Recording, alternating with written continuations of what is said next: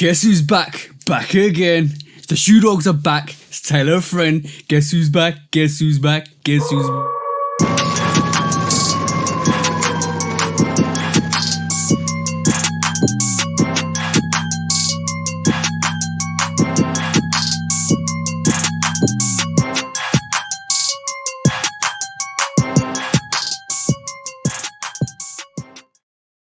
Hey, welcome back. This week welcome back to the Shoe Dog Shady Show, where we actually talk and throw shade on all our foes.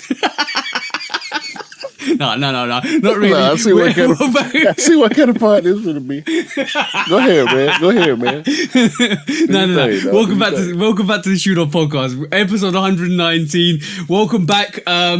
Basically, to please do like, follow, subscribe, come chat to us. Let's have a conversation. Let's break it down like we always do, because this is the vibe. This is the flavor of basically what we're gonna be at this week, because we're not really going in, but we are literally just talking the crud today. Aren't we, bro? Man.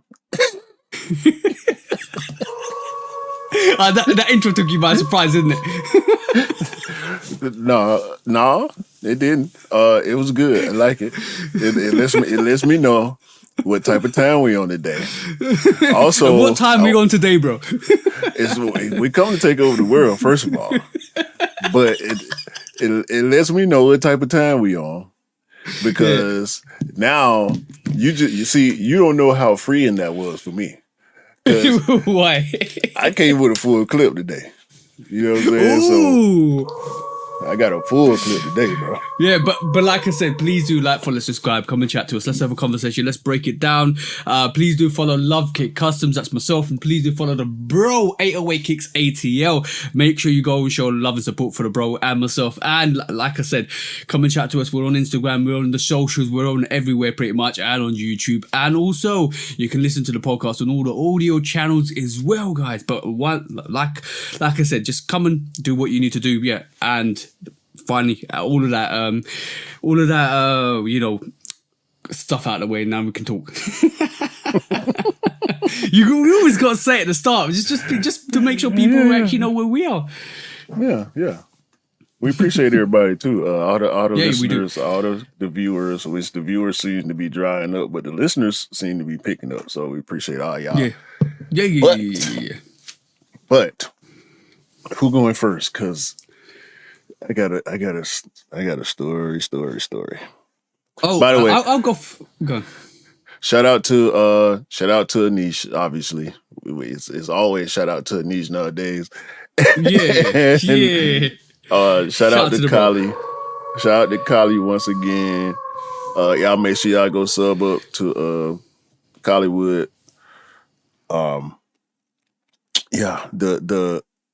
The Chinese exclusive sneaker that Anish was looking for restocked on the Chinese sneakers app, and Kali screenshotted it and it hit me.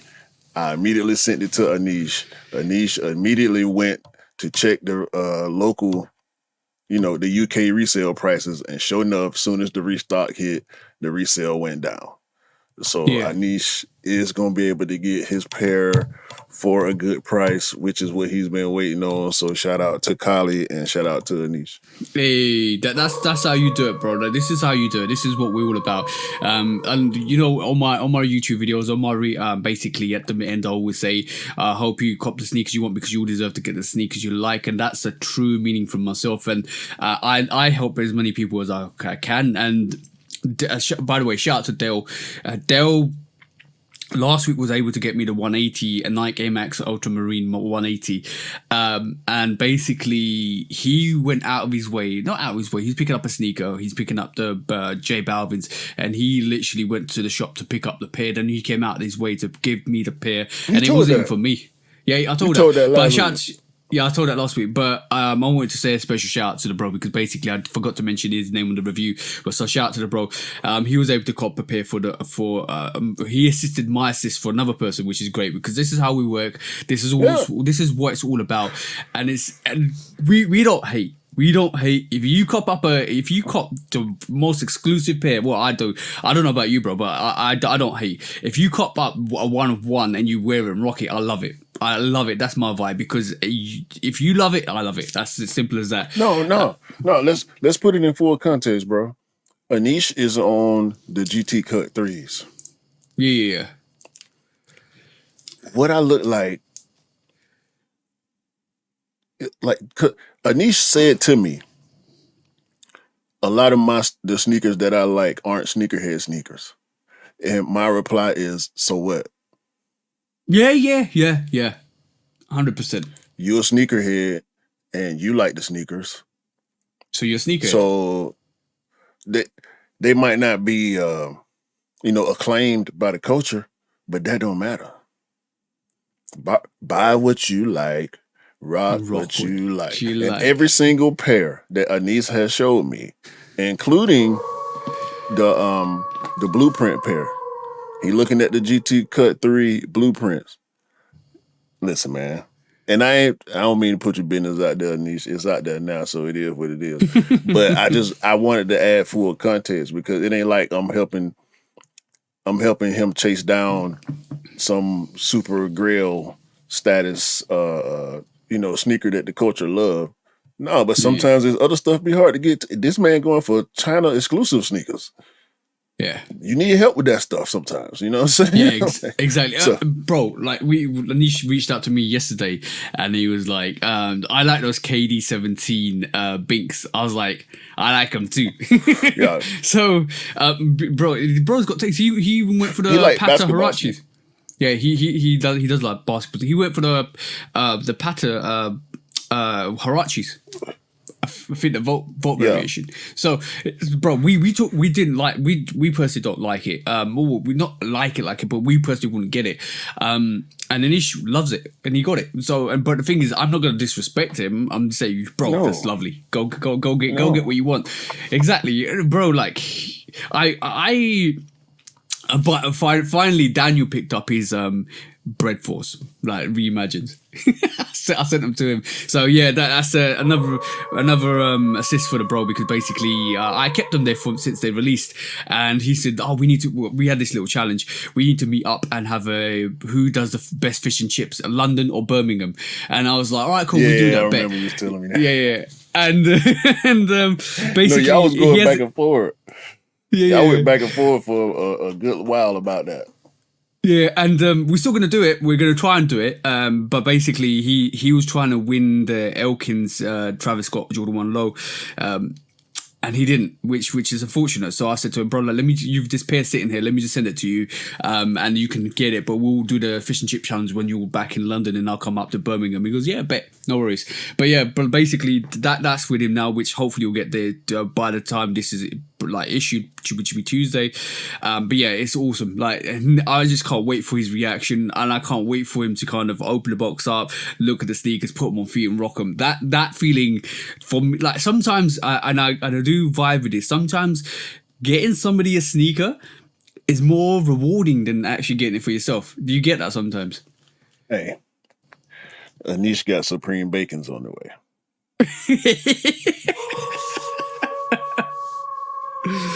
Hey, he bought the Supreme Bacons because he was helping me monitor the Supreme Darwins.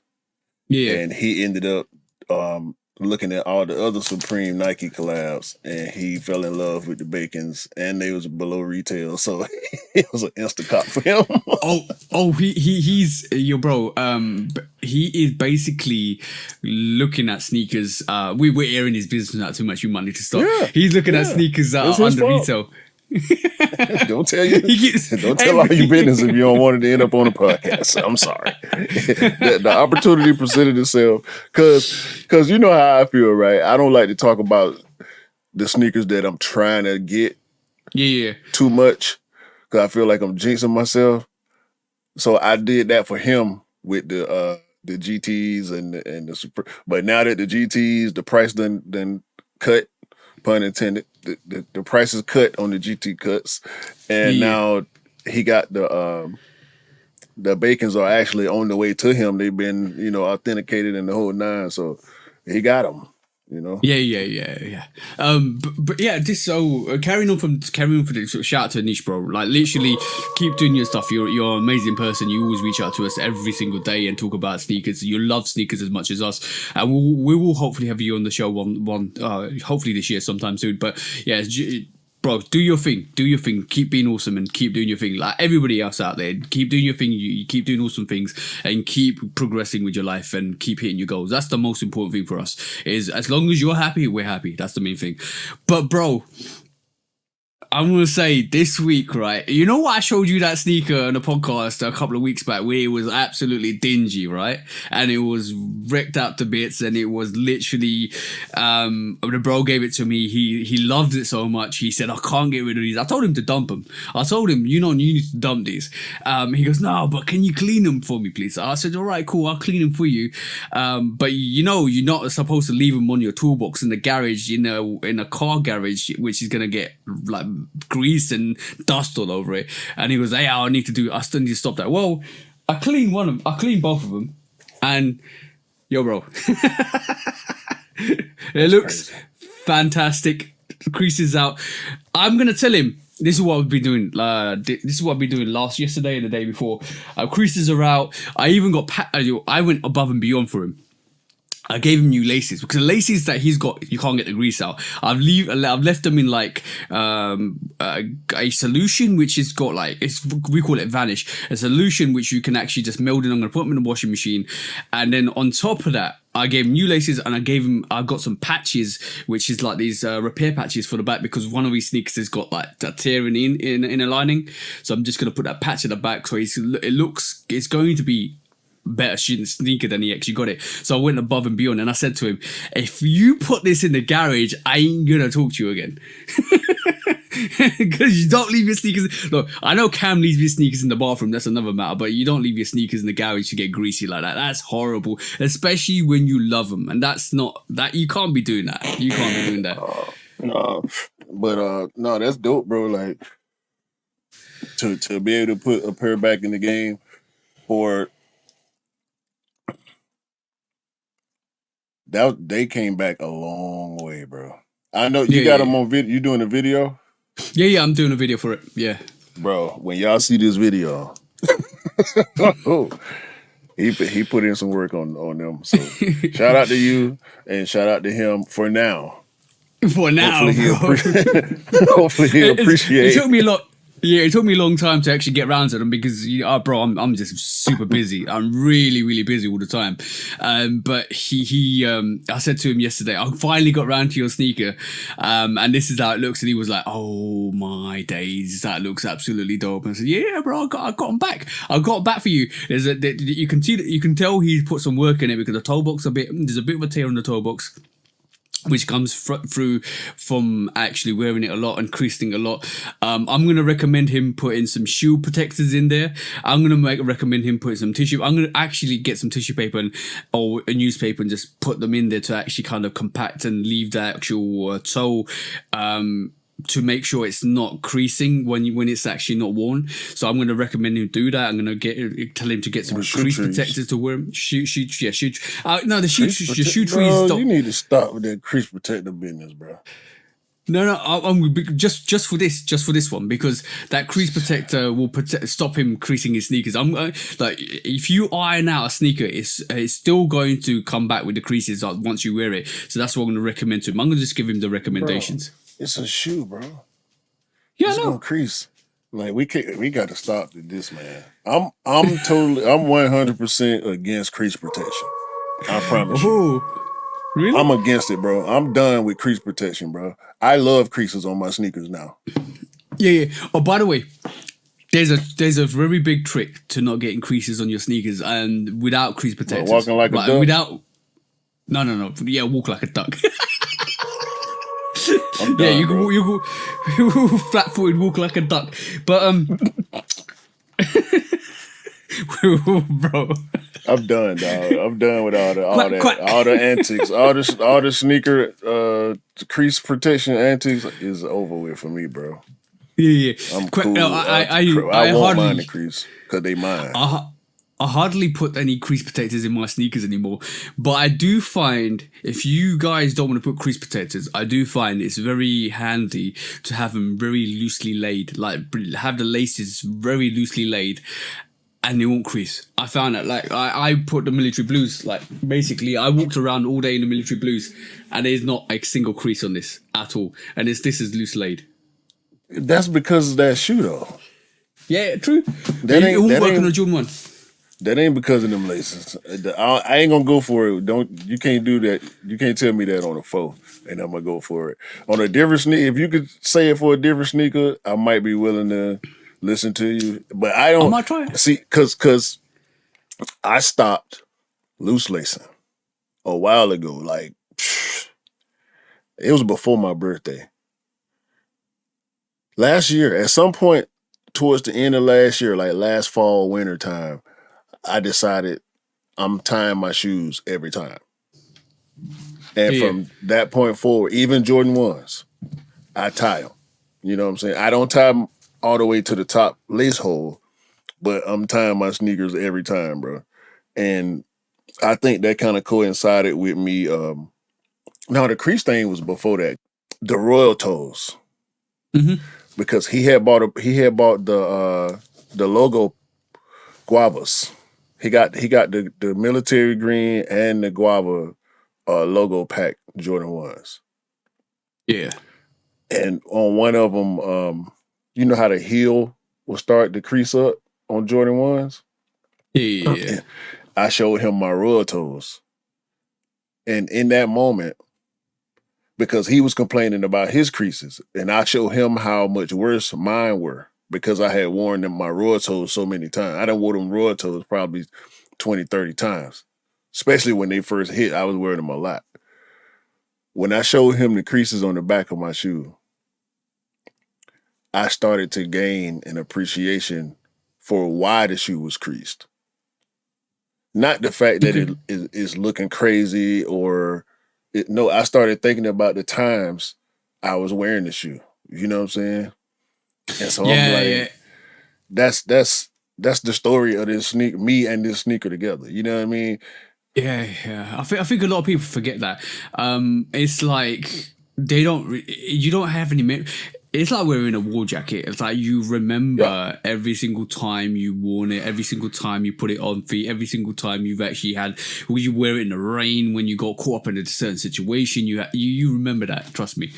So, new story. I always talk about this Jordan 1 low OG neutral gray. Not the Yeah. 85s that came out this year.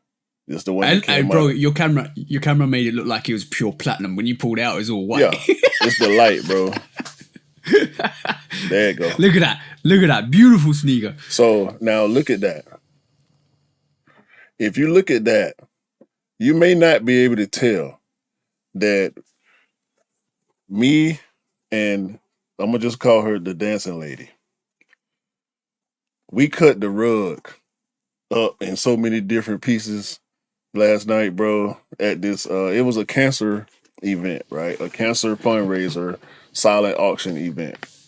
It was at Monday Night Brewery. Tito's was one of the sponsors. That's why I was there, because you know we rep Tito's over here. So me and my wife, we go. I put on my polos. You know what I'm saying? Pictures coming soon. Don't worry about it. You know, we was appropriate. It was Cocktails and Cure. That's the name of it. Okay. So we pull up Cocktails and Cure, and we looking around, we peep the scene, see what's going on. We dressed appropriate, you know. Most of the people Yeah. dressed up hard bottoms to be considered dressed up like you know, maybe 20, 30 years ago. So me and the dancing lady, we pull up, we look around. I grab a beer. She grabbed a Arnold Palmer, little, you know, lemonade tea combo. Yeah, I might not know about that. We in the South, we do that. So we get it's the dancing lady. Is it another popping? Is it another popping? It's another popping. I told you. Your missus wants to be on the podcast. Look at that. She wants to be on the podcast. We might need to bring Mrs. Q back on the podcast. Hello. How are you? I'm good. So, Did you? hold on. The dancing queen is back. The dancing lady is here. So we get our little drinks. We chill for a minute. We peep the scene. We go grab some food. We go get food. We sit down. And mind you, the whole time, shout out to what's his name? Nick the Quick. DJ Nick the Quick. The whole time, DJ Nick the Quick, he going in, right? So we sitting down, we eating. And the dancing lady, she started dancing in her seat. And he played, it was like Dixie Chicks or some like He went from a Dixie Chick song to the theme song from the Golden Girls. Over a hip hop beat. That's all I needed. Oh, okay. He put it was like one of them New Orleans bounce tracks up under the Golden Girls theme song. Bro, it was great. Bro, I'm talking about, and he turned the room. Now, it's these two black chicks that's kind of leading the room at this point on the dance floor. Now, it's all these white women that's looking because they started. He played the Wobble. The Wobble. You might not know this song, bro. I'll let you hear the song, bro. This song, when this song come on, women instantly go crazy. Like, it's one of them type songs, and it's a dance to go with it and everything. It's like a line dance type of thing. Oh, so bro, he goes. It reminds me of the bird song that they play in weddings over here. It's a British thing. Yeah, it's a British. Yeah, it might be our version of like the Electric Slide or something like that. You know what I'm saying? Pretty much. So, but this is like culturally black stuff. So the white women are looking at these three black chicks do the dance, and now they trying to learn how to do the dance. And so the dance floor a little crunk now. These black chicks, I don't know what they was on. I mean, and shout out to them because they were having a good time. They were. But when the white women started trying to interact, because the one white woman was like actually trying to get instructions from the chick. And she didn't seem too willing to give instruction. Like, if you don't know how to do it, just like, nah. Like, you know what? Nah, okay. So this is my opinion. I think sometimes people of color, when you're at certain events, we may not know if it's okay to be ourselves. Forget that. We was on the west side of Atlanta. I don't care if it's gentrified or not. We on the west side of Atlanta. We about to do some west side stuff. Go on to be yourself in your cute outfit. Let's get out here and dance. People of color, my white sisters, y'all want to have a good time too. Let's do this. Yeah. So I enjoyed myself. It's never about color. Let's move past that and let's just enjoy ourselves together. So look, I peep the gatekeeping, right? I see the look on old girl's face. The other two, they was just, but the one of them, had a stank look on her face, like, I said, you know what? I already know what's finna happen. Then I see the husbands. I see three white men standing to the side of the dance floor, pointing at their wives, saying to each other, like, what's going on here? Like, what? I ain't never seen them do this before. They being influenced by the culture. DJ Nick the Quick is up there killing it, and y'all wives are now being influenced by these black women because they look like they having so much fun.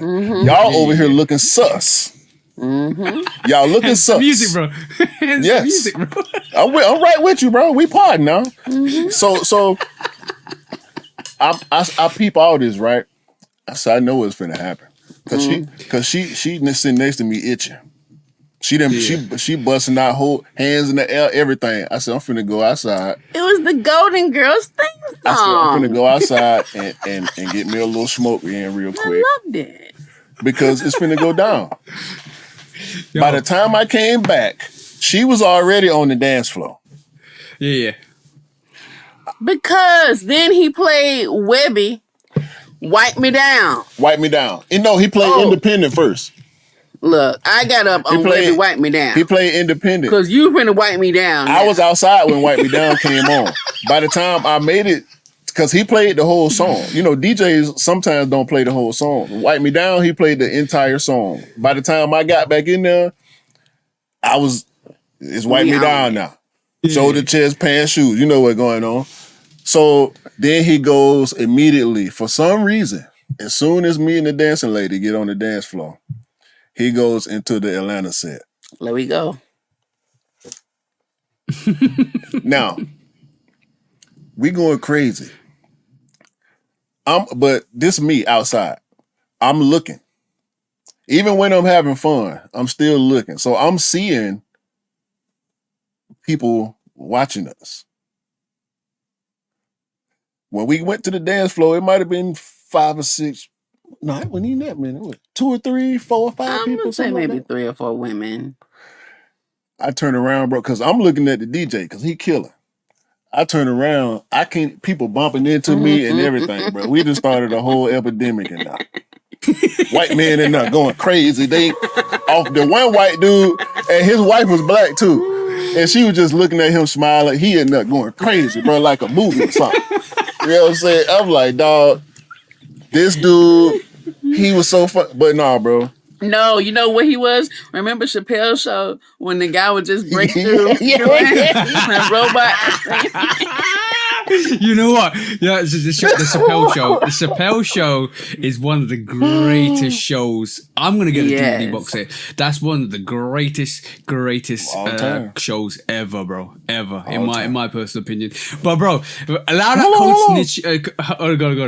Go on. Go. Wait. What you saying? I was about to say, allow the code switching, the sneak dissing, because sometimes you just gotta be yourself, bro. Because they're not like you have to. Listen, that's the thing. Listen, by the time I'm gonna be me. By the time we left, exactly. Be yourself. By the time we left, the 2-3 chicks that was first started the dance floor situation. Yeah, they sitting over here on the side, bro. We done been on the dance floor for like hour. Hour and a half, something like that. We killing it, bro. He mixing in rock and roll songs, yacht rock songs. He played the "Smell Like Teen Spirit." We know the words to every song. And they're like, "You guys know all the songs." Yo, yes. The one chick walked up to us and said, "You guys are great. I've been watching y'all ever since y'all got on the dance floor." Are y'all married? People walking up to, are y'all married? You guys are so cute. And we too busy dancing, so we just like showing rings. Show the ring and keep it moving. Because you trying to interrupt the boogie. See, that's what they fail to realize. When the boogie captivates you, you ain't got no choice. You know what I'm saying? Yeah. Blame it on the boogie. Ain't that what Michael said? Yo, the boogie, bro. It's all about the boogie. Hi guys, love you. I had a great time. My knees are paying for it today. Mine too. But you know what? I mean, we did what we needed to do. And we did not shut it down. They wanted us to stay. They wanted us to shut it down. We left like 30 minutes before it was over. Yeah. They was telling us, no, you can't leave. You can't leave. No, we out. We out. We good. We did what we came to do. We supported a great cause, the cure for childhood cancer. Yep. And we went home. Yep. Yeah, that's awesome. That's awesome. But I know you're about to go. But I just instantly thought of this segment. I want you to say something. This is Mrs. Q's corner. Quote of the day. Making segments on the spot. Like I'm talking about Mrs. Q's corner. In Mrs. Q's corner, people, let's love each other. Let's remember, in the world we're in today, the only way we're going to make it is by embracing each other. Culture is a beautiful thing, but if we don't share it, we leave people to assume different things by what they see on TV. It's up to us, the real people that they are actually interacting with day to day, to share what we really are and what we represent. So if you're going to come to the west side of Atlanta and bring some shit over there, we're going to show you the real west side of Atlanta. Bankhead bouncing off. R.I.P. Rico Wade. R.I.P. Rico Wade. That was Mrs. Q's Corner on the fly, another topic. So maybe every time Mrs. Q comes in, we'll introduce Mrs. Q's Corner. I'll find a better audio for that. Is because I don't want to have X-Files as Mrs. Q's Corner. But that was great. Don't dilute your culture. Represent your culture. That's what it's all about. And this is what we love, and we love sneakers because that's our culture. Sneakers is our culture, heritage is our culture, history is our culture, and our skin color and our ethnicity is our culture, music, everything. Right, bro. I was sending you stuff of this week about the Hindu, something associated with me, which is the Hindu culture, and about how it affects what happened a couple of centuries and centuries ago, and we were talking about it. Don't be afraid to talk about culture. Culture defines you as a person, but don't let it define you as a person as well. No, it's like I said, bro. One of my sayings. I wish I could. I need to write it somewhere, don't I? Yeah. Possess character. Don't become one. Yeah, that's the one. That's dope. That was a great story. Dancing the night away. But this week, you killed, bro. That was awesome. We won. You know, Mrs. Q actually wants to be on the podcast as a full-time guest. You know that, bro. No. She ain't with it. Trust me. I've had this conversation. She might need to do another episode with us again soon, maybe. Because I just told her 3 weeks in a row. I just told her anytime she need, she want to say something, she need to say something. She can say it. Whether she want to say it just to me or she want to say something on the pod, it don't really matter. Like yeah. Especially since she, the response to her being on the episode was so positive. It's like whatever. Like what can I? Yeah. I'm gonna stop my wife from coming and say something on the podcast. Hell out. No. If I don't like it, I'll just edit it out. It's okay.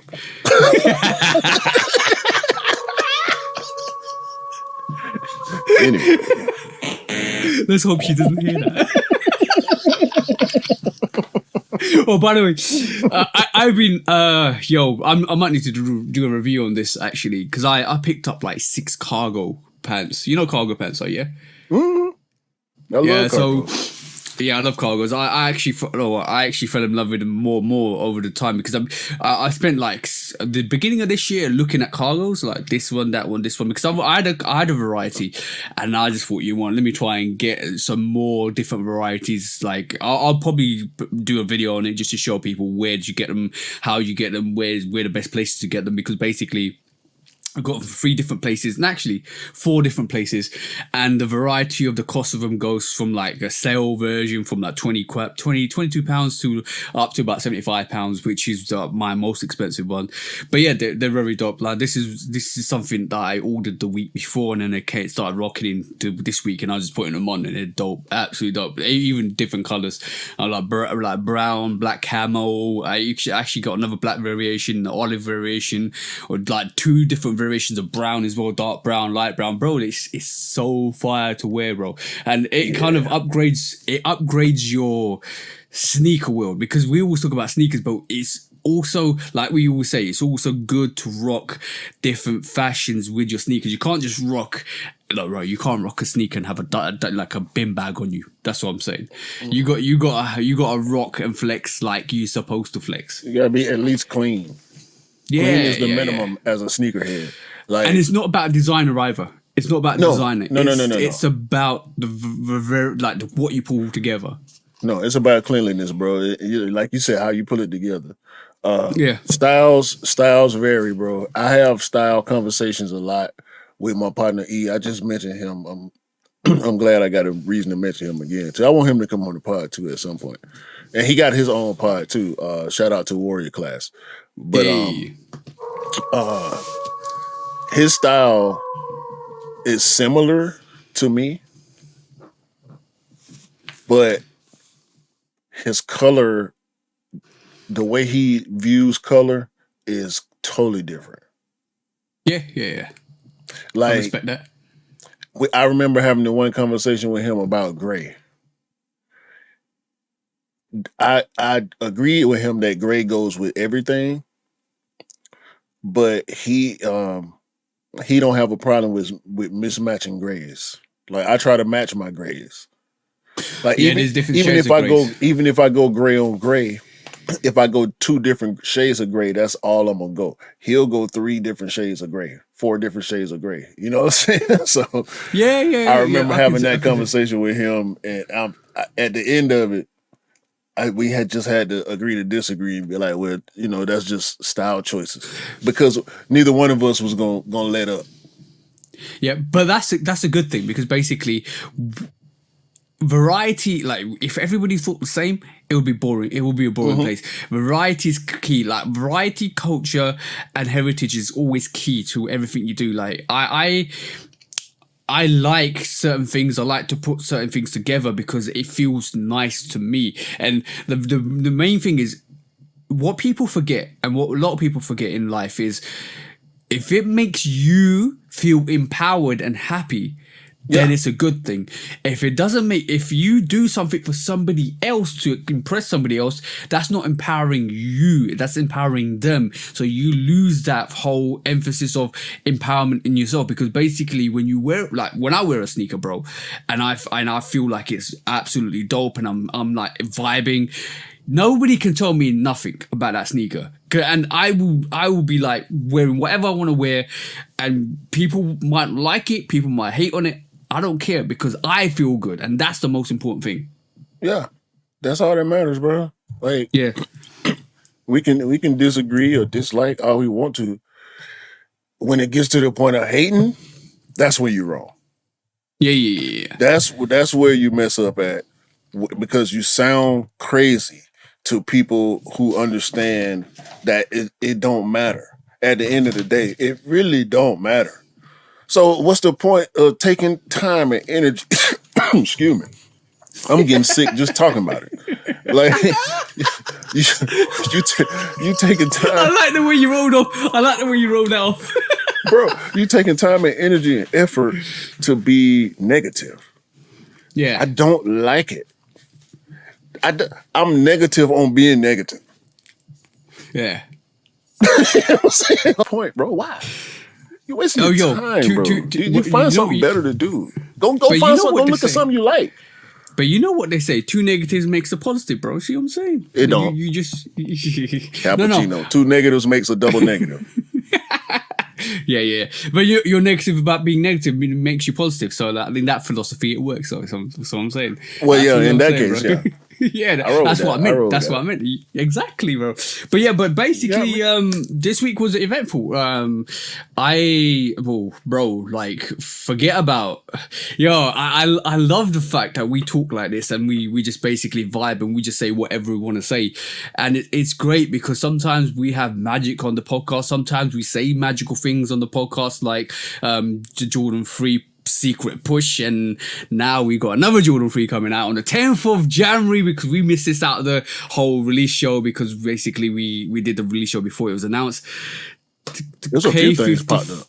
Yeah, the K54 Jordan 3, bro. 3rd of June for the guys in France and probably in Europe, and then the 10th of June everywhere else. Bro! That's an instant cut, bro. Pull it up, bro. Pull it up, bro. That I don't know is an instant cut for me. It's an instant cut for me, bro. It's hard. It's really, really hard. Yeah. But when I look at it, I like it now. Don't get me wrong. Yeah. But when I look at this, I can't help but think about the Real Magic 3s. Yeah, I kind of agree. You know, there's the elephant print. Like Scott, shout out to Scott. He's always on it. The elephant prints on the insole and the inner lining. I mean, yeah, and it's the outer parts where the elephant print would normally be is black suede. It looks great. Yeah. Black laces, mostly white on the leather uppers. Full sail on the midsole, which is another thing I kind of dislike about it. But overall, it's a dope look. transparent back tabs, Jumpman and K54 on either side. No, I'm sorry. On both sides. On both Jumpman sides. and K54. Jumpman I and love K54 on Click- either click side of the tongues is what I want to Click say. the back tab, bro. Click the back tab. Just click that back tab. That's gorgeous. It remind you of the denim what's the freeze. denim? Yeah. Yes, bro. Denim freezer, and that's a sneaker that's sitting right over there at this moment in time. That is beautiful, bro. Like, And also the fragment threes. So how fast is this gonna turn yellow? yeah, I don't mind because it's gonna match the midsole. I don't mind, bro. Is the I do inside- not mind. Is that the inside of that tongue leather? Looks it, bro. That's beautiful, bro. That's an instant cop. I wasn't gonna pick up another 3M. sneaker until my pay. That's Yeah. 3M, right? On the eyelids? It might be. Oh no, it's clear. It's clear. It look like It's 3M clear, on the actually. tongue though. But the tongue is silver on up under the blue. It's silky. It looks like it's logos. silky. It looks like the box is dope as well. It looks like it's It's silky. got- silky. It's got an edge on the it's got like a red edge Red trim edge, bro. on the suede. Just That- on the that's- suede, on the black parts, it's got red trim. You see it's on the eyelids too.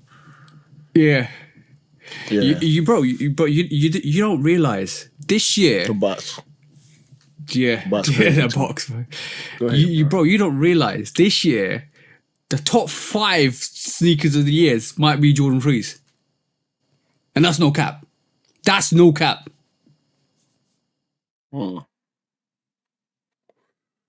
Possibly.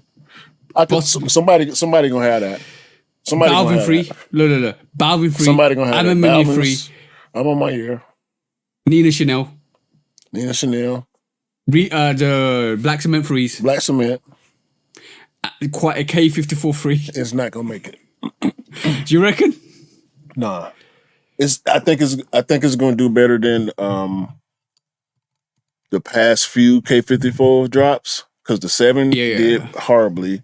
The 5 caught steam after the fact. After the fact. Yeah. It caught a little bit of steam, but it's still not coveted, I don't think. I love that sneaker. Like this 3 Love that this 3 is gonna hit like the 5s. Yeah. Because people still love the K54 5s. Mm-hmm. It's not gonna hit. Is it better Bro, than they've- the Black 3? What Black 54 The first one?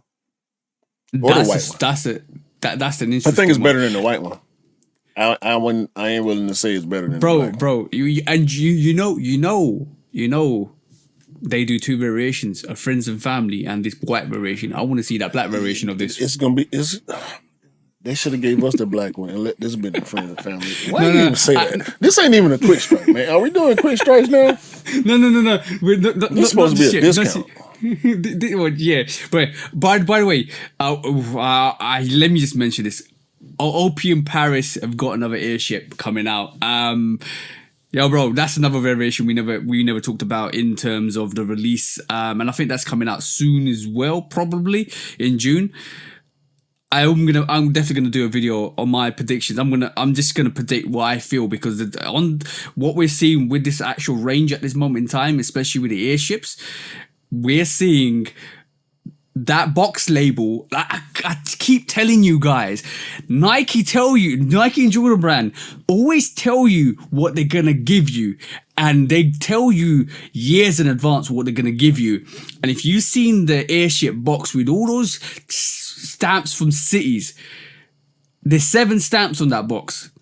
4 of them or 5 of them, no, 4 of them have been fulfilled. There's 3 more variations coming, and they're all.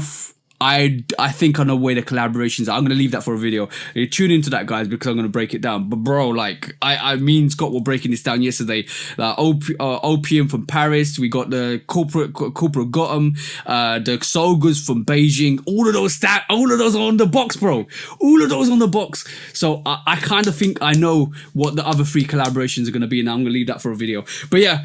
Bro, that's crazy. Like Jordan brand and Nike always tell you guys what they're gonna give you in the years and years in advance. Not always. That's a good catch. They leave breadcrumbs and they leave Easter eggs all over the place.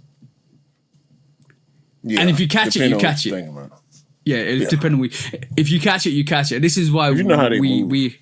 Yeah. This is why some people call us sneaker dramas or wherever, but we're not. We just read the Easter eggs or open up the Easter eggs and tell you guys. That's pretty much it. Bro, you know what time it is, bro? Sneaker sus activity, bro. So basically, it's sus if you're doing a box review, especially in the States, and the box looks like a DHL box or DHL DH DHgate. No, what's that yellow? No, the yellow box. DHL, yeah, DHL. DHL, especially for you guys in the States, because we get DHL all the time here, but especially for you guys in the States, if you're unboxing a sneaker and you got that DHL box or DHL covering, it's more than likely a fake. Yeah, Nike used, was it Nike? I don't even think it was Nike. One of the retailers, I copped something during the pandemic, and the shipping came from DHL. But at that time, it was kind of congested because everybody was ordering, wasn't too many people outside. So I was really pissed and really suspicious about getting a package from DHL. And that's my hope. That's what I'm about to ask you. Did you feel like it was sus, bro? Oh, when I copped it was something from overseas. It came in a DHL box. But I understood that because it came from overseas. Yeah, but it's probably like maybe one of the retailers out here, like N Clothing or stuff like that. They probably send the international. It was in. Yeah, but by the way, like I don't think using DHL in the UK is as prominent in that sense, because basically we do have DHL parcel force and Royal Mail will do deliver stuff for us, along with all the other delivery services, but. In the States, it was a well-known fact that the UA people were sending packages through DHL, and then there was a China. Yeah. When you're getting stuff from China, Korea, or whatever, like the UA-centric places, it would come through DHL. So fakes became associated with DHL shipping. Yeah. A lot of people, like when I first was getting onto the sneaker scene, there was a lot of people getting caught out with that. I was like, "Raw!" That's what I know about it. So yeah, it's sus, especially in the States, if you unbox a sneaker that's got DHL packaging. Facts. That's right, cool. Let's move on to our quick strikes finally. So first up. We just talked about this. A Ma Maniere Jordan 3s, bro. Bring it up. Let's bring it up and see what they produced. I ain't even pull it up. My bad. Let me look it up real quick. So the it looks like we're gonna get another variation of the A Ma Maniere 3. We know the success with the A Ma Maniere, the original variation that came out years ago. That's regarded as one of the most iconic Jordan 3s outside of the OGs, because that kind of set the standard for a lot of Jordan 3s going forwards, a lot of collaborations going forwards. We're seeing a lot of people swing for that title, and it's great to see because competition breeds competition.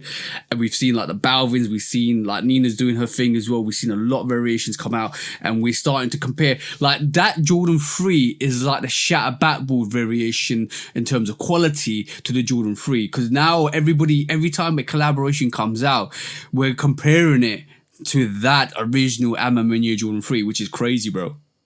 That's like a timestamp in history. I'm so locked in on the A Ma Maniere 3 being the best non-OG Jordan 3 that I don't compare anymore. Yeah. Because it's hard to, bro. This is gonna be this black version which is what we're talking about. We're supposed to get a black version. It looks similar to the white version as far as the gray overlays are concerned, instead of the elephant print like we used to get on the Jordan 3. Yeah. But the black was supposedly all black leather, tumble leather, and it looks like that same type of violet ore from the 4s. And the inside is also quilted, but the back is cut different. Like this, the the top line, the heel line is cut different. It's cut like the 4. It's not cut like the original A Ma Mainere. It looks a little different. The cut on it looks different. So I'm going in. I mean, Yeah. July There's no 18th. question. It's supposed to be 250, which is disappointing. Is it women's sizing? I don't think it is a women's sizing. From I don't know. I don't know whether it's going to be women's exclusive or not. But I haven't heard anything to kind of suggest that. Well, we know it won't be women's exclusive. But I'm trying to see I'm not seeing anything that's saying it's supposed to be women's sizing. So regular sizing. It's Burgundy Crush is the name of the colorway. As far as what we seeing right now, this is via Hype Beast. They don't tend to be too wrong. And this looks like this is a rollout. So they're supposed to be coming July 18th. Yeah. So get your I'm shutting it down. I'm shutting it down, bro. Nina, I'm sorry. I'm sorry, Nina.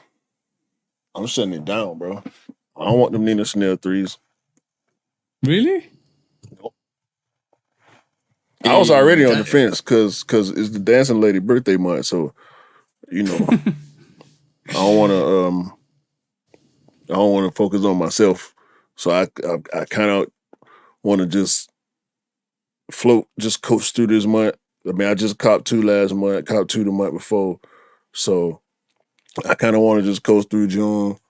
And with this news coming right on time for me, I can just gear up to go in for these 3s.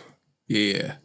You know what? It's a beautiful time to be a Jordan 3 fan, a Jordan 3 lover, and a Jordan 3 sneakerhead, because they're giving you everything. They're giving you the full barrel and more on Jordan 3s. Like, I remember when I picked up the denim 3s and when I picked up a lot of the 3s for free throw lines and all of that stuff when they came out. And I love 3s. The thing is, don't get me wrong, my favorite silhouette's the Jordan 5, but I have the same energy for the other silhouettes I love.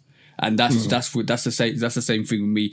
Like, if I love a 13, I'll get a 13. If I love a 3, if I love a 1, if I love a 4, if I love a 7 or a 8 or 11 or 12, I will go and get that. And even with trainers, my love for all of those silhouettes is the same, but I just love that Jordan 5 a bit more.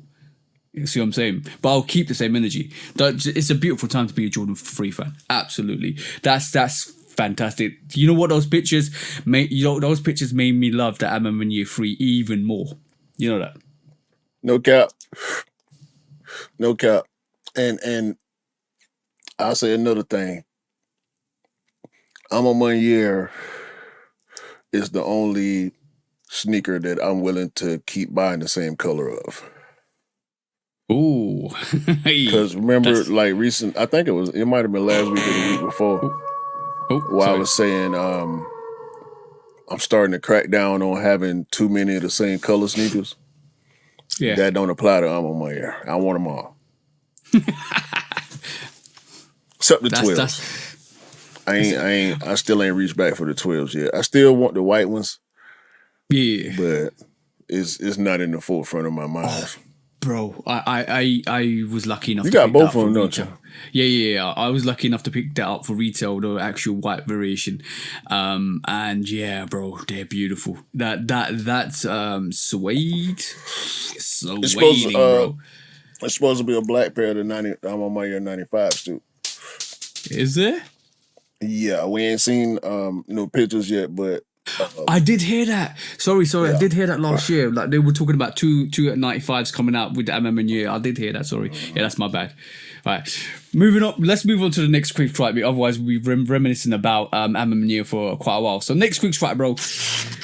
You were laughing before the podcast started, and you were laughing your head off because Balenciaga, or shall we just call him Balenciaga because they're absolutely crazy for this one all the time, bro. Bro, bring it up, bro. the platform sneaker, the big stepper. Listen, bro. You thought it was bad. Okay. When like every time we talk about these people, it gets worse and worse. Yeah. First, it was the trash can shoes that we really locked in on and started like. Then it was the whole thing with the crazy ad with the kids in it, and then it's the what was the last thing? No. The shoelace, what is it? Shoelace earrings and Oh, they had like little bracelets which were like crazy amounts of money. Mason trash Margiela bag. Mason Margiela locked me in because they did that glue sneaker years ago, and then I thought, what is this high end brand doing? Then I forgot about kicked in. Yeah, bro. No, that ain't enough, bro. What The triple S ain't enough. The triple S ain't enough. They need more soles on the shoe, bro. I read about this. You know that sole's like 6.2 inches. Like, and it's pre-dirty. Yeah. It comes pre-dirty. Like, are you serious, dog? But by the way, you haven't even shown the worst variation, which is that red, like bread variation they got. Those are not actually for sale. That's the reason why I ain't really want to show them. Because I feel like them pictures might be a little doctored. I mean, if you want to pull it up, you can. But this is what's actually on their website for sale for $1,300 damn dollars. Bro, look, this is the one I'm talking about. That looks, it might look doctored, but is that real, bro? This. Yeah, that's real, bro. I mean, that one. That's because that's the one with like outsoles on it. I've seen this on people's feet. I've seen this on people's feet. Somebody's actually styled them. I cannot believe. Was it the same skinny black dude who we was clowning for wearing the super long shoes they made and the Panther shoes and all that? This is the platform sneaker. This is the platform that people are talking about. This is the one I'm talking about. It gives you 6.2 inches in height in comparison to your own height. That's like I did the sneaker news and I talked about it being like adding another 2 feet to your height because that's crazy, bro. 2 foot.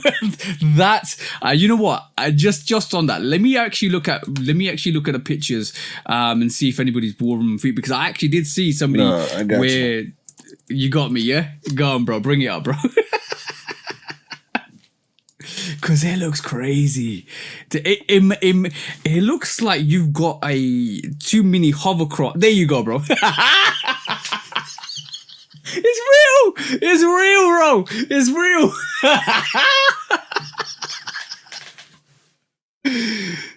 Bro.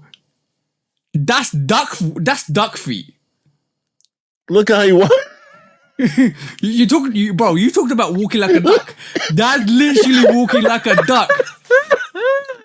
Yo, his foot in the front of his foot ain't even rolling forward, bro. It's doing so much shoe. Bro, if you roll forward in that, you ain't getting up, bro.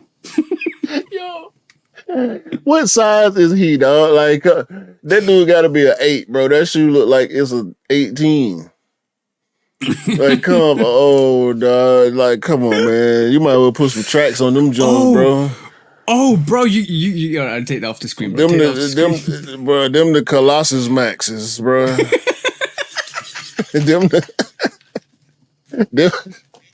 That's what you wear when you go to rob a bank with your supervillain friends. Like, I promise don't you worry, I got something for you at the end of the discounts as well. Bro, like, you got to have superpowers to wear these, bro. Like and you're not a hero. Heroes, a superhero would never. You can't get nothing done. You can't save the day with them on, bro. You out here committing dastardly deeds with them on, bro. Ain't nothing else to do with them on except be evil. I mean, you got to laugh. You got to have the maniacal laugh and everything. You gonna buy them, dog. Bro. You just gave me an idea. What does Rick Dub say when every time we come with an idea? Not to be used without the express written consent of the Shoot Dog Podcast. There you go. I'm gonna clip that and actually use that as a soundboard. But yeah, bro. I'm gonna say one thing. Do you know when you talked about like people getting the wrong size, and especially when you get you get a size that's bigger than your size, right? You can actually design a sock that inflates and literally kind of inflates to actually make sure you get rid of anything that's outside, so you literally kind of look like you're wearing those Balenciaga platform sneakers inside your sneaker, because you can get size 13 because that's the only size available. Wear that sock and then pump it up and it just fills in the gaps, so you can actually rock that size 13 when you're size 6. That's what it looks like, bro. New idea for you guys. We might actually make that. Boy, damn, I'm telling you. Hey? Telling you, full steam ahead on the A Ma Mainere 3s, boy. Yeah. But by the way, do you like that idea, bro? The black 3s, yeah. No. What else they supposed to do? Like, they got the 95s coming. Circle back, bro. Like the 3s. The inflatable sock idea, bro. The inflatable sock idea. Bro. You ain't listen to me, Next bro. quick strike. You ain't listen to me, bro. Next quick You strike. not liking my idea, bro? What's That's the $1 million idea, bro. What is the next quick strike? That's all I want to know. Next quick strike. I just We're stupid, bro. The next quick strike is the City of Cinema SB, bro.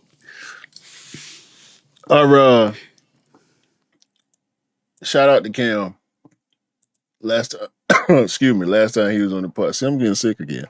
Last time I was on the pod, he was on the pod. Last time I was on the pod. Last time Cam was on the pod, he was showing us the City of Style, and we called it the wrong name. It was the City of Style that we was looking at and talking about. So retraction on that. We much apologies to myself and on behalf of Love for Kicks Cam. But the City of Cinema Nike SB Dunk Low. I don't. It's supposed to be a take on it's celebrating like artisanal. Yeah, not artisanal. Parisian theaters. Yeah. You might know a little bit more about this than I do. Yeah, it's basically inspired by the Grandioso Theatre in Paris. Basically, it's got like velvet touches on it. It's got overlays of yellow crate leather, and it basically pays homage to the structural historical significance of the theatres as well. It's good. It's a good, like, even though it looks it doesn't look like the best sneaker, if I'm honest, but it's designed that way because it is paying homage to the City of Styles. Because if you know the sneaker, the City of Styles, it kind of, SBs are doing what originally Union said they were doing back in the day, which is making regional heritage exclusives and actually dropping them. This one's for Paris. We will see different ones for different cities. I don't think they're going to be limited like they were back in the day, but I do believe that they're bringing that heritageness back into the SB by giving you stuff like this. They'll do one for London, probably. They'll do one for like Paris is a huge thing, which is obviously this is dedicated to that. They are doing heritage SBs. I hear you. I agree with you, but I would also like to add that SB is probably the best storytellers in sneakers. Yeah, I agree. When they work with the shops, you know, the story and the sneakers always coincide. You know, the colors, the materials, the extras. You know, the box, the accessories. Like, I mean, think about the Turduncan, bro. Mm-hmm. Even though I think the Turduncan was an ugly sneaker, the execution on it was great because the sneaker represented the source material. The box, the socks, the accessories, and the materials and the layering, the colors, and SB always. I mean, the Ben and Jerry's, unless it's like a concept, it always makes sense. And even when it's a concept, like just a regular SB, people love them too. But when they do this ain't a collab, but it's collab level. Yeah. They bring, every time they do collaboration, they bring quality. Like the Civilists, what a sneaker, bro! They bring quality with that. The way they execute these sneakers is super dope. I would just want to add, there's a difference between telling a story and a story already been written, because basically when you tell a story, it's all about bringing some of that story into that sneaker. But when you know the story, like Jordan brand, you know the story, you know the history, there's differences with that. And when we talk about storytelling, that's the epitome of storytelling is within the SB. When they do stuff like that, it's like bringing like the representation of that into the sneaker, which is super dope. Yeah. It's always something with SB. Yeah, I like especially it. the collaborations. Yeah, I like it. I'm intrigued to see what else they're gonna do and what cities they're gonna hit. Like maybe, what would you like to see in terms of the SBs going forwards? Like in not going forwards, in terms of the city styles. I think they should stay over there, and stay on that landmark trail. Yeah, I do also believe they might do the Venice. You might go to Italy, because Italy is a very historical place. You got the Colosseums. You got a lot of things that in Italy they could do. And if you hit that with the quality and the materials, bro, that's crazy. That's gonna be crazy. Yeah, they doing what they need to do, bro. I mean, even though SBs are starting to become more available because the fall of the resale market has affected SBs too. I know the resellers disappointed in that, which is a good thing for us because we being able to touch now. I mean, I touch Futuras, bro.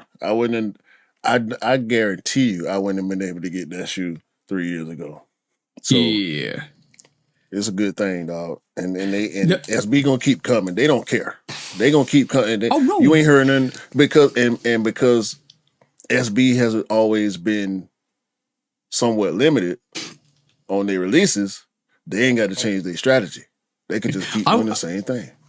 I wish Ben was on the podcast today, because I would want to know what his thoughts on that sneaker was. I might actually reach out and I'll ask him. But basically, like, yeah, SBs. Just ask him when he get it. Yeah, exactly. Ask him when he gets it. But the City of Styles is not going for much, and that's a beautiful sneaker, gorgeous sneaker. Like, I think it's dope. The color blockings and is dope on that. I just feel like if Travis does a SB, that's another story. Watch out, man. When he starts talking about him for a while.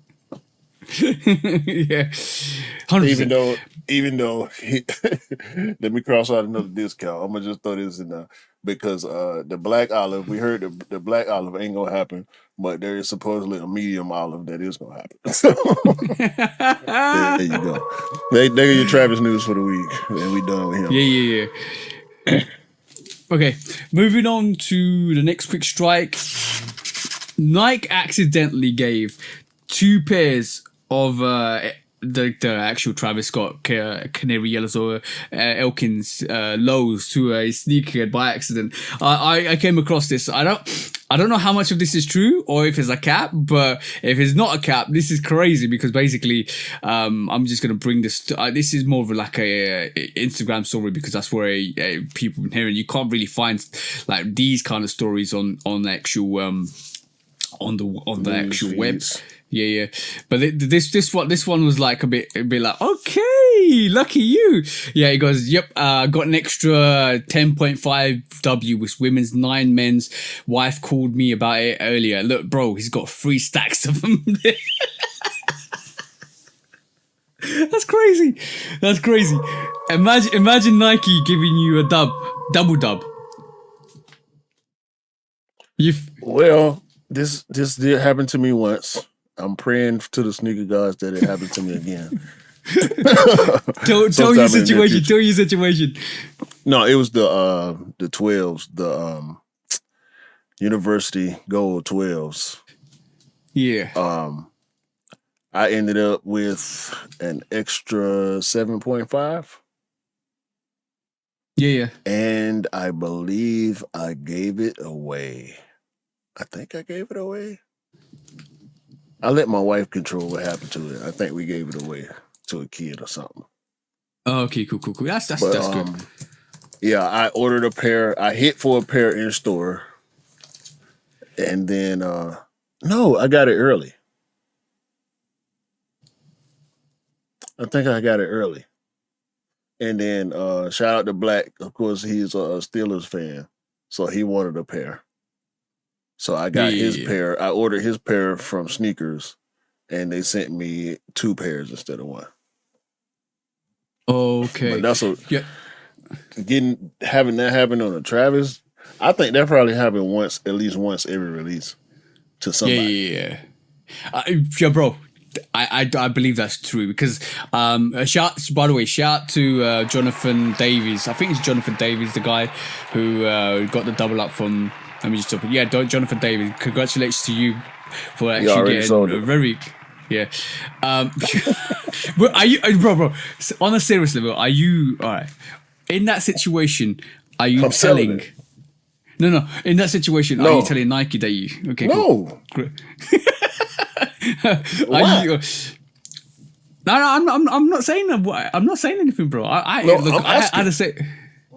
Why would you? Like, I'm gonna tell you my story because this happened to me, right? I think you might know this already.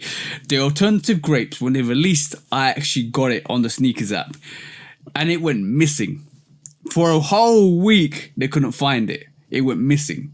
Right, and then they sent me the refund, and I thought, okay, cool, I'll buy it from the resale market, or I'll find another place that they've got it, because that's the only place you could get it. For some reason, those alternative grapes were really hard to get. And then, before I pulled the trigger, right, it turned up. It showed up. I got the sneaker and the refund, and I'm like, yo, that's a blessing. I can't complain. And you know what I thought to myself? Now I'm thinking to myself, that's reparation for all the resellers that I had to pay for the resale money. I was like, allow that. Listen. So when me and my wife upgraded computers, when I bought this computer, I had 1 screen. She got a similar computer, but it was the exact same screen, right? Yeah. Her screen was the power port, the female side of the power port, the actual part that's in the TV was damaged. She reported it. We were supposed to send the TV back, the screen back. Not the TV, I keep saying TV, but it's a PC monitor. We were supposed to send the monitor back, so we box it up and we try to figure out, what was the best way to ship it, because this big old screen.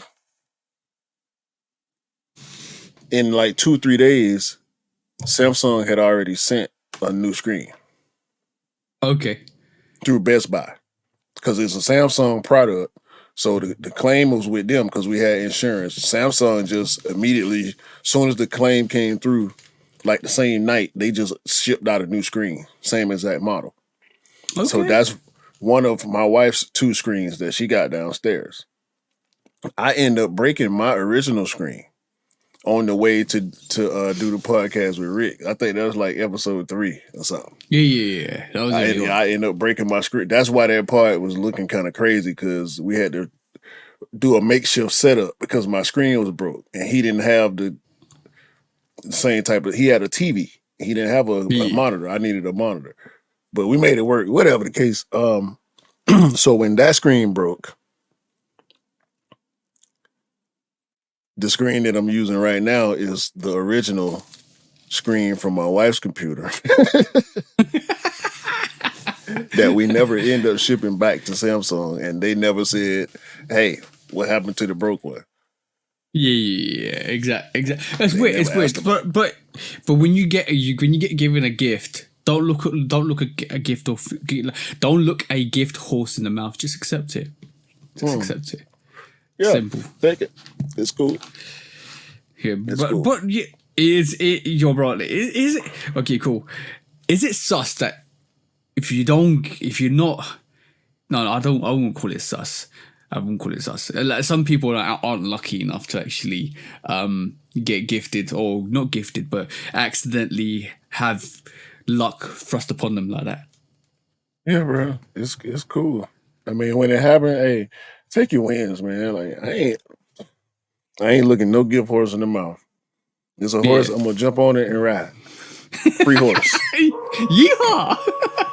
You know what I mean? We'll get his teeth right eventually. Yeah, exactly, bro. All works in circles. The more you, I do believe in creating your own luck and positivity. That this is why I move the way I do, because positivity is like a prominent feature in my life, and I keep it that way. I always want to keep it that way. Try to anyway. Yeah, try to. Yeah, but don't. Yeah, what's to say? Don't kill my vibe.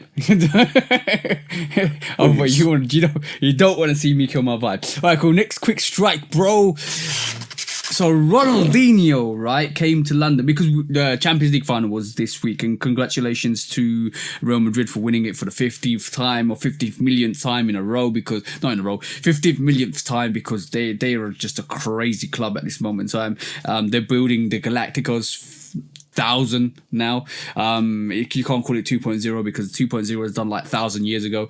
But yeah, but basically this is Real Madrid beat Dortmund, and Ronaldinho stepped into London this week and he shut down London, bro. Look at that. He shut down London. He went to Nike London and he got crowded, and let's just say, right, bro, it was just a scene. Mayhem, bro. Mayhem.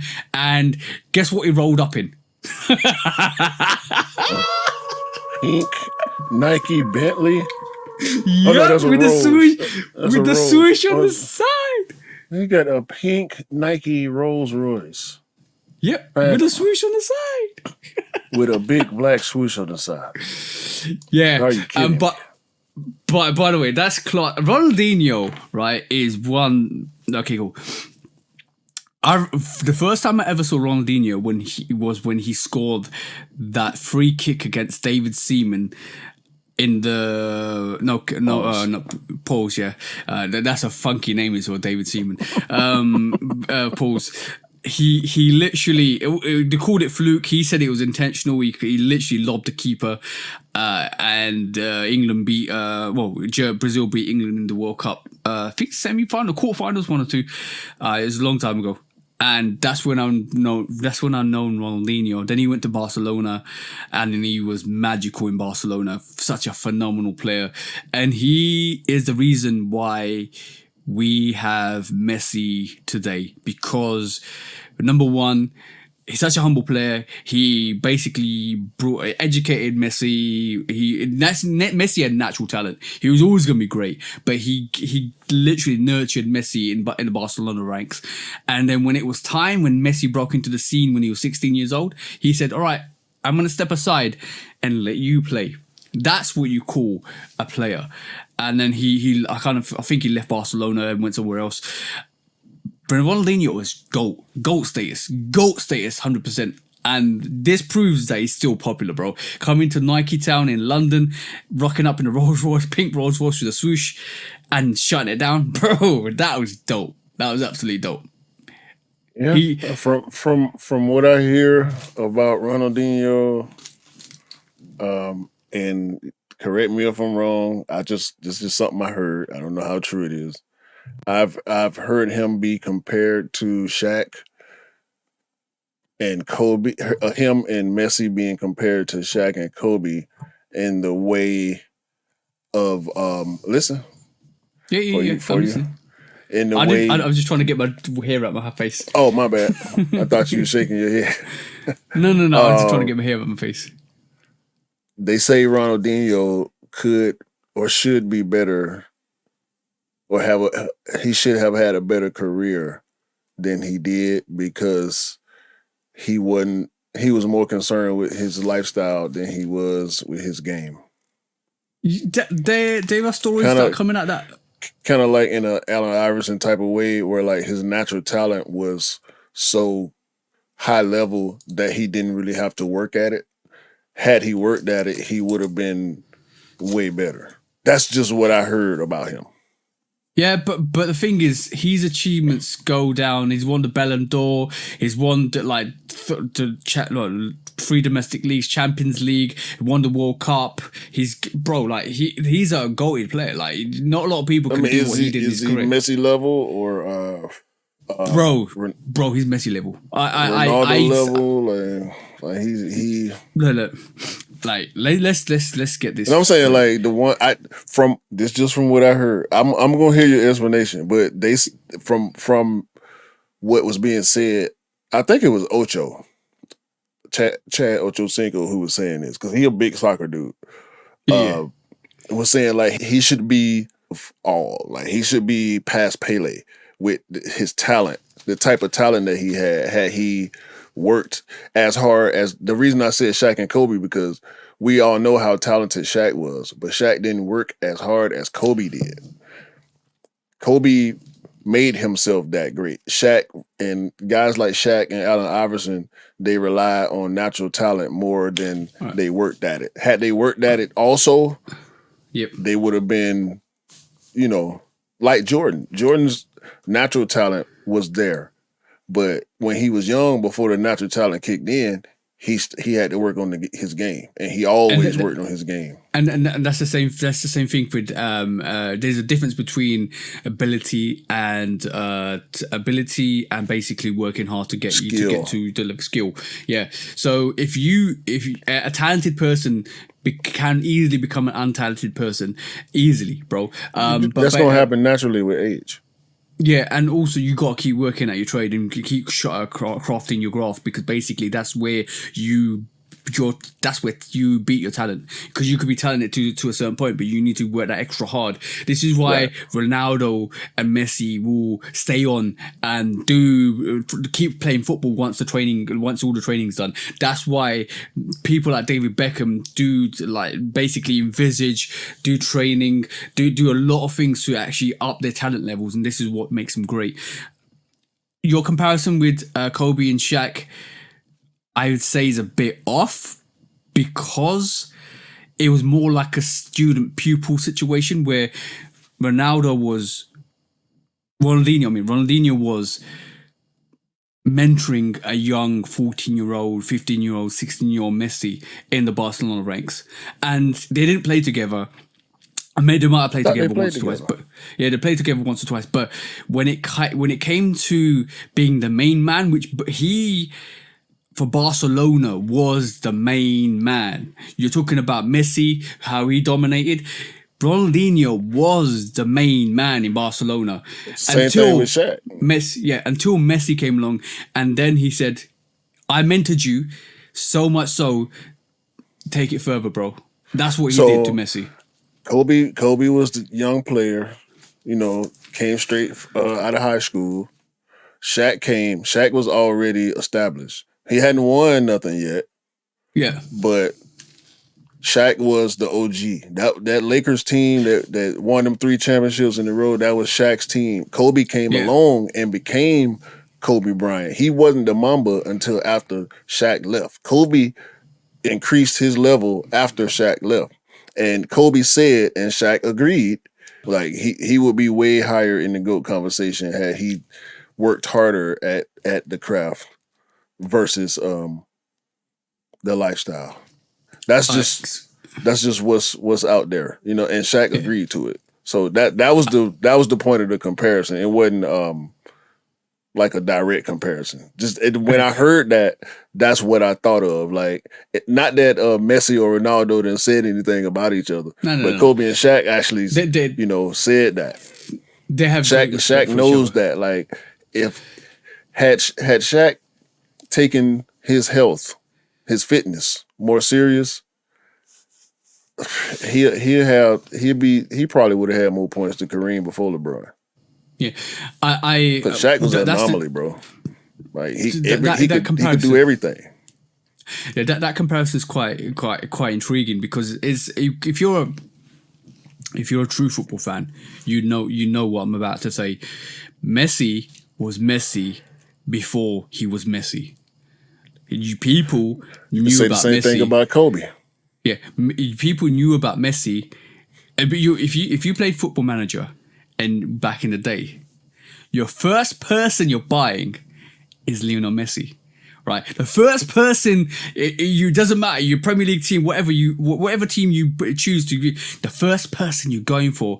And before Lionel Messi was Lionel Messi, he was a phenomenon in the youth ranks. He was just absolutely amazing. His stats in Football Manager was 97, 97, 97, 97, 97. He wasn't even playing, bro. Right? What's up with Freddie Adu? He was that, but he just fell off. Damn. He was the American version. Everybody's comparing him to Messi, but Ronaldinho had won stuff already. He'd won the World Cup. He'd won the Champions League. He won a lot of stuff before Messi came into the scene. So he was already known to be an absolute great. So but it's older. really hard. Yeah, he's older. He was way older. But when you compare, because Ronaldinho, I don't know how old he is, but he's like the older generation, seeing the younger generation through. But when you talk about Pele, everybody compares themselves to Pele. It's hard to do that, bro. It's an easy quote to say, oh, he could have been as good as Pele, but Pele was the standard, bro. Pele was the player that won World Cups, that did amazing things, especially in the Brazilian league. Like Ronaldinho, everybody, yeah, and Messi's like 30 signs, so 35, maybe 34. But basically, no, even I think Messi's older than that. Sorry, but basically, it's hard to. It's always going to be, oh, he could have been great as Maradona or Pele, but bro, Maradona came out and said Messi's probably one of the greatest footballers ever to live, bro. God rest his soul.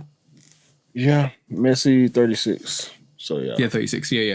I think Shaq and Kobe. I think the gap between Shaq and Kobe is kind of like that too, because Shaq came in the 90s.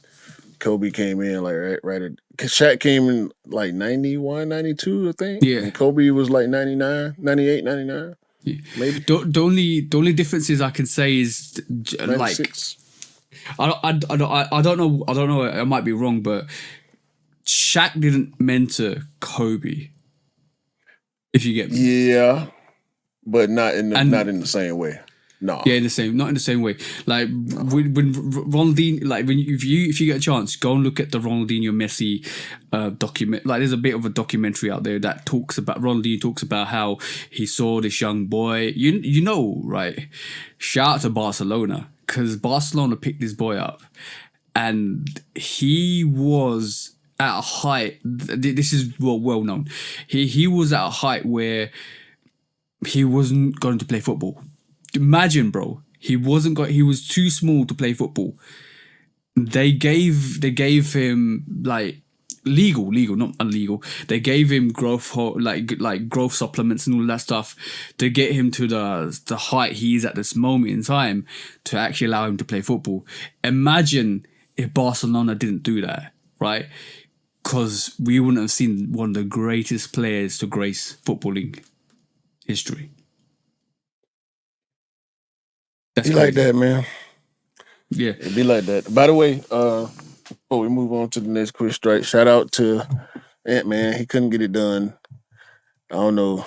I ain't got too much to say about it. We still love you, bro, but that looked nasty. And shout out to Kyrie. He get to get his revenge on Boston. I don't care about who wins, but I don't want Boston to win. So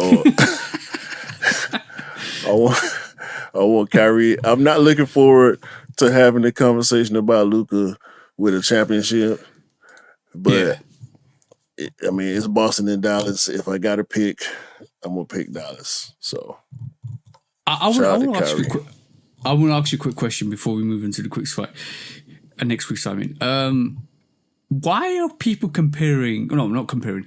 Why is people out there saying that Ant-Man is Jordan's son? No, forget the traits, forget the ability, forget the fact that he could be the next big thing. I'm talking about why are people comparing what he looks like and comparing it to Michael Jordan? It's the same thing they did to Jimmy Butler, bro.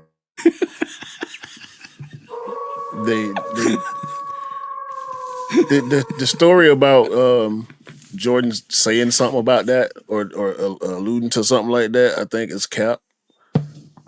But they're trying to line up dates when Jordan would have been in, like when he played for the Wizards, they played against the Hawks on this day. Ant-Man was born 9 months later. So yeah. That was a crazy one. People are reaching, bro. People are proper reaching. But he does slightly look like Ant was born in 2001. Jordan's last year was 2001. Okay. And he played against the Hawks in Atlanta 9 months before Ant-Man was born. Well, that's not the right sound effect. That's and then they be doing the split faces like they did with Jimmy Butler. Yeah, they do look similar. They look similar, bro. What are you trying to say, bro? What are you trying to say? I ain't saying shit. That's quick strike. That's what I'm saying. That's what I'm saying, bro. That's what I'm looking for.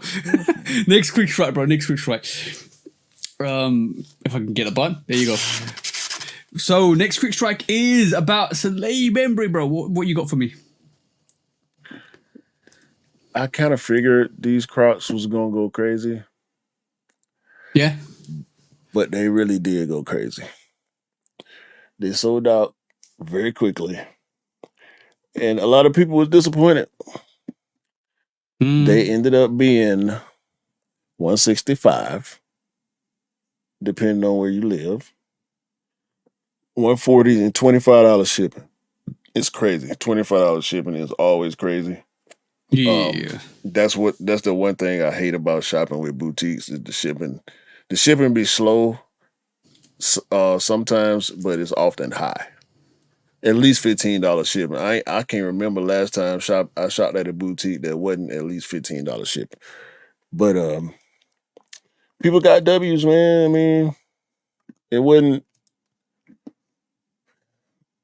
There was a lot of disappointed people. Put it like that. People thought these was gonna be easy. I can't imagine a world where these would have been easy to cop. So I don't figure how a lot of people seem outraged about how quick they sold out. Unless they feel like it got botted out. If they feel like it got botted out, cool. But you can't be mad about this Salehe Crocs sneaker, the first of its kind, selling out fast. Yo, that's crazy because they're going for like £500. I'll just literally check StockX. That is crazy, bro. For a Croc. It looked dope on feet, bro. It looked dope on feet. They look interesting rather. When we first saw them, I remember being a little intrigued about them. I can't remember exactly how I spoke about it. You know, it's a podcast. We cap sometimes. But it ain't like I'm finna run out and get them, but I will be interested in seeing what the black pair look like. Yeah, definitely, for sure. It'll be interesting to see what the black blue pair. Black or blue. I would like to see them in black or blue, and whatever color bottom they decide to put on it. I want to see what's next for this silhouette because I might make some considerations, bro. Yeah, be honest with you. I might make some considerations for this one. I think the first one's always going to be the best one. In terms of not the best one, the first one's always going to be quite expensive because it's the first of its kind, and that's what makes it kind of crazy. I'm definitely going to say, like, with a lot of these colorways, if you saw the Action Bronson New Balance, it's got a load of great colors on it. I do feel like right this moment in time, it's a good period to have vivid, bright, not even vivid bright, different colors, different, like when you look at this Salehe Bembury, you got green, you got pink, or like this light pink on it as well. It's all these different colors coming together to actually produce this sneaker. I think we're in an era where it does, if the colors go really well together and it's a collaboration, it's going to do really well. It will do absolutely really well. And there is a lot of New Balances, especially Action Bronx and New Balances, which are crazy, like crazy colors, and they just hit, absolutely hit. Yeah, he about to drop another colorway, so yeah, I think it's a different silhouette too this time. 2002, yeah. I think. Yeah. That's the one. I think that's the one. But yeah, it's great. It's no longer like only having like black variations or white variations. You got a load of colors you can actually pick from now, which is awesome. And it's gonna be hard to flex them. To be honest, you got to kind of think about what you're gonna wear with them. But that's the good challenge. Oh no, I might beat them. Might wear them work. Shit. If they drop some black ones, I might end up wearing them to work. Ain't no telling. That's the one. All right, cool. That was work shoe though, but yeah, because you're real expensive. No, not unless you got it for 160. Yeah, that is still expensive. £165. I was about to flex there. I was like, no, that's not expensive, but it is. When you really think about it, and we ain't made the money just yet. yeah. Not yet. But yeah, let's move on to today's main topic, because I was thinking about this week, and I because we talked about Travis Scott last week, and it was intriguing to look at the fact that we're getting more Travis Scotts left, right, and centre, and I mean the lows, and he's got like 4 variations of cut the check sneaker. Like, why does like this main topic's about Adidas and Nike? Why is Adidas fumbling the bag all the time? Like, I don't understand when they're onto a good thing. They like for instance, I'm gonna bring up this this week we saw like Yeezys drop recently. We're getting more and more Yeezys, which is great for the people that want them. We're getting the Wave Runners back, or we're getting the Pirate Blacks. We're gonna get the Turtle Doves. The Wave Runners was only kid sizes. No, we get the last set of Wave Runners is going to release on the last couple of days in June, like for the release. I think it's touted from like the 27th of May to the 13th of June, and then we're going to get more releases from the 6th of June to the 13th of June, and the Wave Runners full men's sizes is coming out then. That's the last couple of sneakers they're going to release, and they're going to be the hyper sneakers they're going to release. But we see it we've seen it, like Nike can keep producing Travis Scotts, keep producing A Ma Manieres, keep producing these collaborations, and people still want them badly. And then when you look at Adidas, they have a 2-year period when they have a 2-year good run, and then when they try to drop them again, they just don't work. It doesn't work. It feels like there's a disconnect, a massive disconnect. The reason why I say this is, like I'm basically going to reiterate, Adidas gave employees discounts this week. I'm talking about if you couldn't get the Adidas sneakers on the Confirmed app, and if they were sitting, 3 days later, they gave the employees discounts, about 60% off the sneaker. So if you were an Adidas employee, you could go and get the sneaker for 60% off, which is like $84, right? And I physically saw that.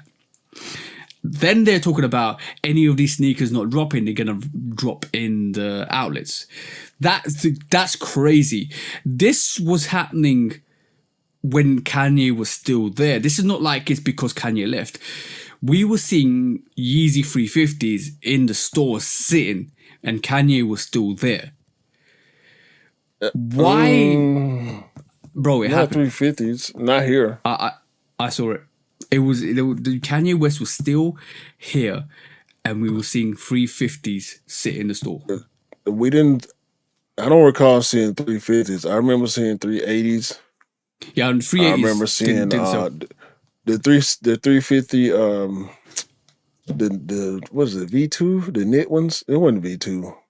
V whatever it was, the funny looking 350. They look even funnier than the original. The V3 compacts. The compact, yeah, those were sitting. Compacts. The basketball joints was sitting. Yep. But I don't really remember any colorways. Nah, here no colorway of 350s really sat anywhere. Yeah. But the resale wasn't necessarily going crazy like it was before. That's for sure. And I know a lot of resellers had a lot of pairs of Yeezys that they couldn't get off of. The slides, if they wasn't slides at that point, they couldn't get off. They were still buying them up. Now, albeit I do feel like it was still majority, at least half resellers that was buying all the pairs over here, but they wasn't quite sitting on the shelf.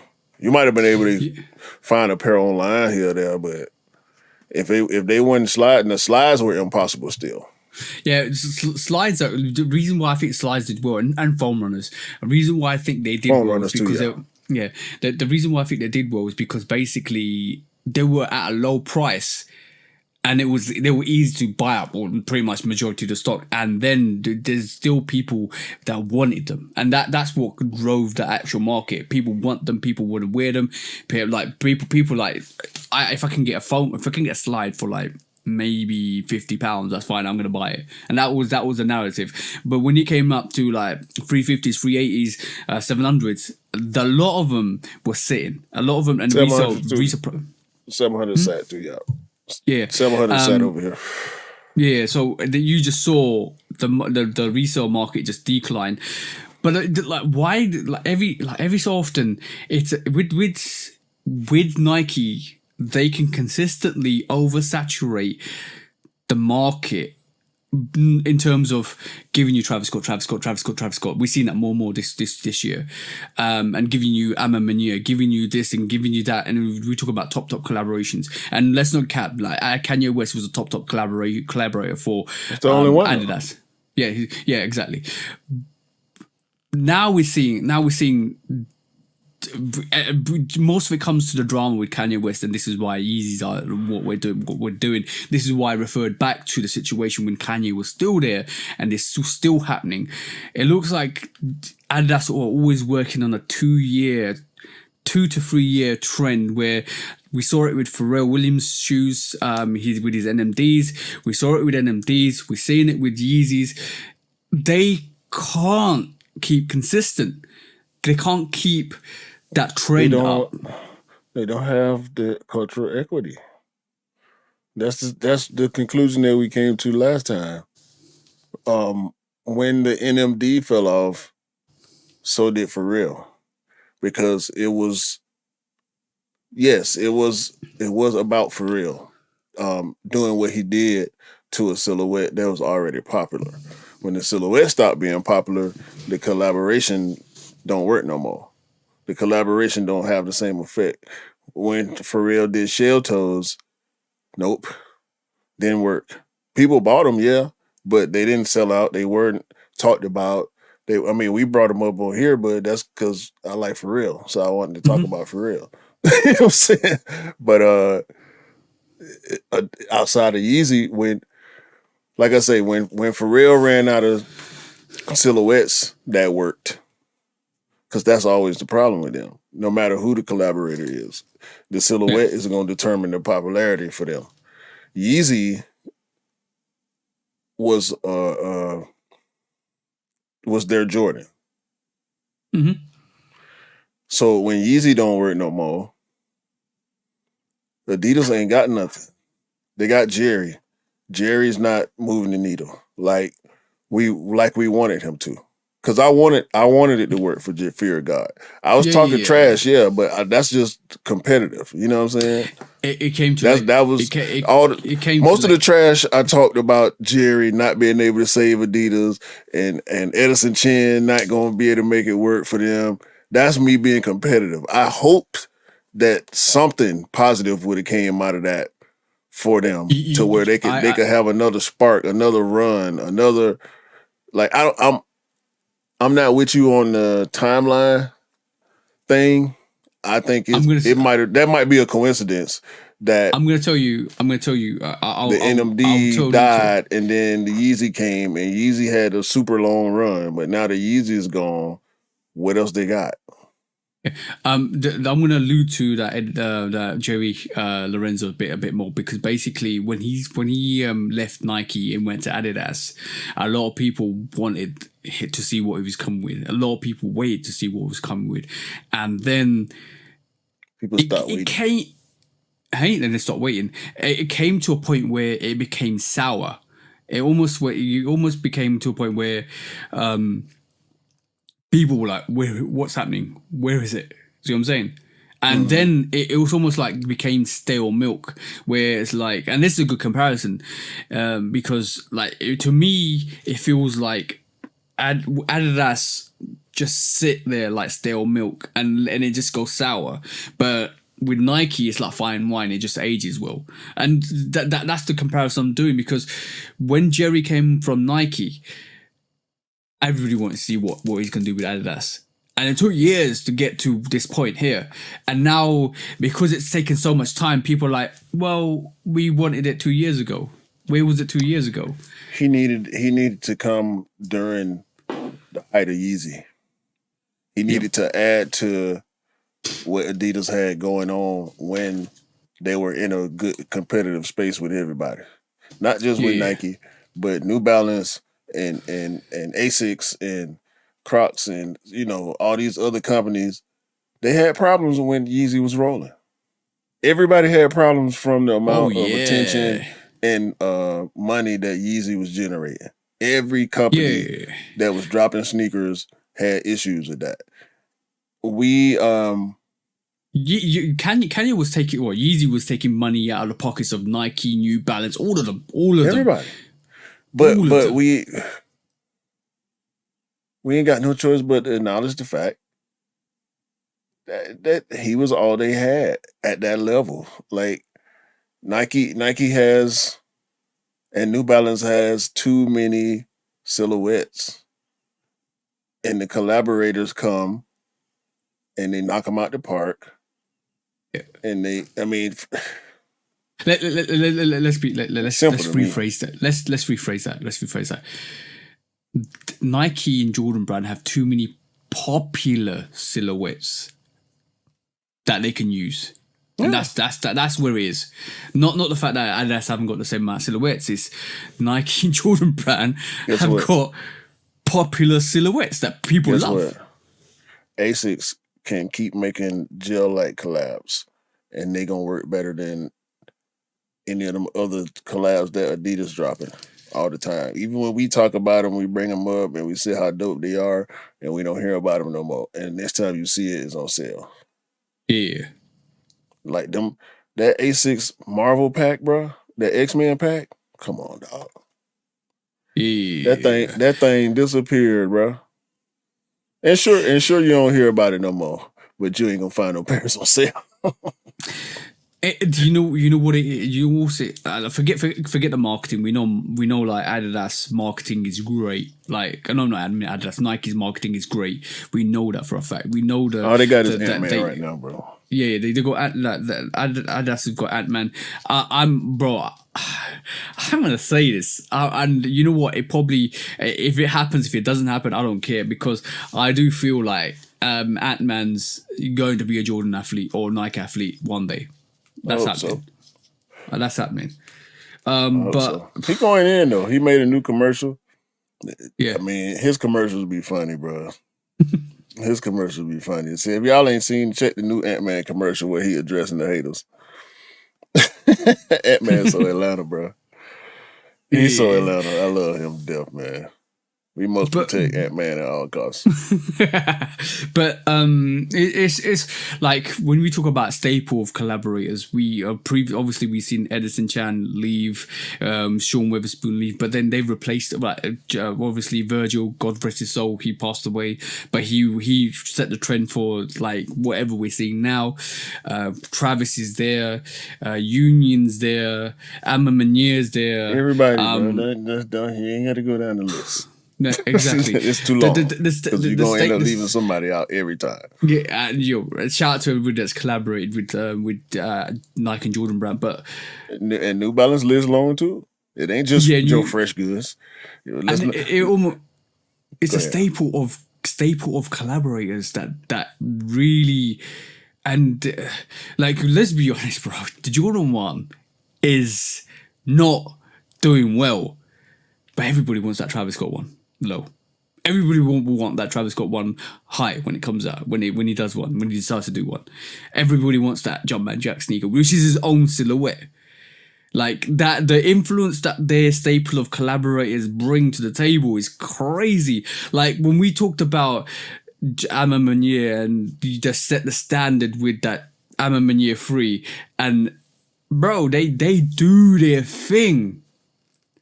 I just don't see it from an Adidas perspective. And you're right, you were absolutely right there when you talked about Kanye West being the only, because who can they rely on now? Bro, at this point, like I said, all they got is Ant-Man. Ant-Man doing good, so they had a hope for that to continue in the future. However, and they got a hope that he don't want to leave. However, because Nike should have threw a big enough bag at him for him to go over there. I think that's the only reason he probably went to Adidas, because Adidas offered him the most money, and I think he's also. Maybe other brands didn't see his potential when Adidas did, so shout out to them for that, possibly. Yeah. But at this point, we went from looking a gift horse in the mouth to beating a dead horse, because this conversation is boring. Yeah, like I know. They just ain't got it right now. I don't. The only reason why I raised this is because right now we talked about last podcast, we talked about how Travis Scott is basically making silhouette after silhouette of colorway after colorway after colorway after colorway of the Jordan 1 low. The Elkins is going to be the biggest Travis Jordan 1 low release ever, because it's the most pairs sold, and it still went. And it's like Nike can't do no wrong. Nike cannot do no wrong, because they will keep doing this, and we'll keep buying it, and we'll keep loving it, even though the Jordan 1 low regular GR sneakers don't do well. So that's the question, bro. Like, that's why I thought, why can't Adidas replicate that? Because they don't have the juice. They don't have the materials. They don't have the silhouettes to do it. That's the conclusion every time, bro. It's the same conversation. Do better. They ain't got it. People don't want what they got to offer outside of soccer and outside of soccer, running, and a few basketball silhouettes. They just ain't got it. Yeah. Well, the only conclusion to that is do better. I think this is the last time we're ever actually going to talk about the comparison between Nike and Adidas, and the gazelle wave ain't gonna last for long. Like, I can't see that lasting for long. Show toes are gonna be, give it another 2 years. No, people still wearing a lot of Sambas. Yeah. I saw a bunch of Sambas last night, and it was a semi-formal, like, casual type event. I saw a lot of suits and Sambas, but I had on Jordan 1 low OGs. Yep. So I mean, it don't change the. It's not gonna put them back back where they were. They ain't got nothing that's gonna put them back where they were a couple years ago when Yeezy was born. They ain't got they ain't got another NMD as of right now. So it's up to the people to decide when they gonna come back up, and they're gonna have to put something out.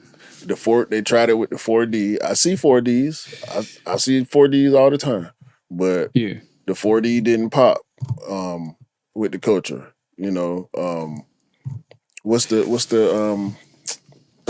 one they tried? They tried with Bad Bunny, the running shoe. You mean? Oh yeah. I know what you CL. mean. Response. CL response. Response. CL. Yeah. That one didn't catch on. They trying. Yeah, yeah.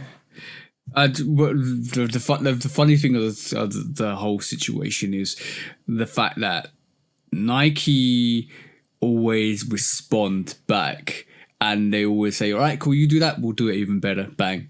We'll release a cult classic plan. We'll release Field Generals. We'll release Terminators. We'll release this. We'll release that, and then they just say, "All right, cool, we'll trump you and reverse you."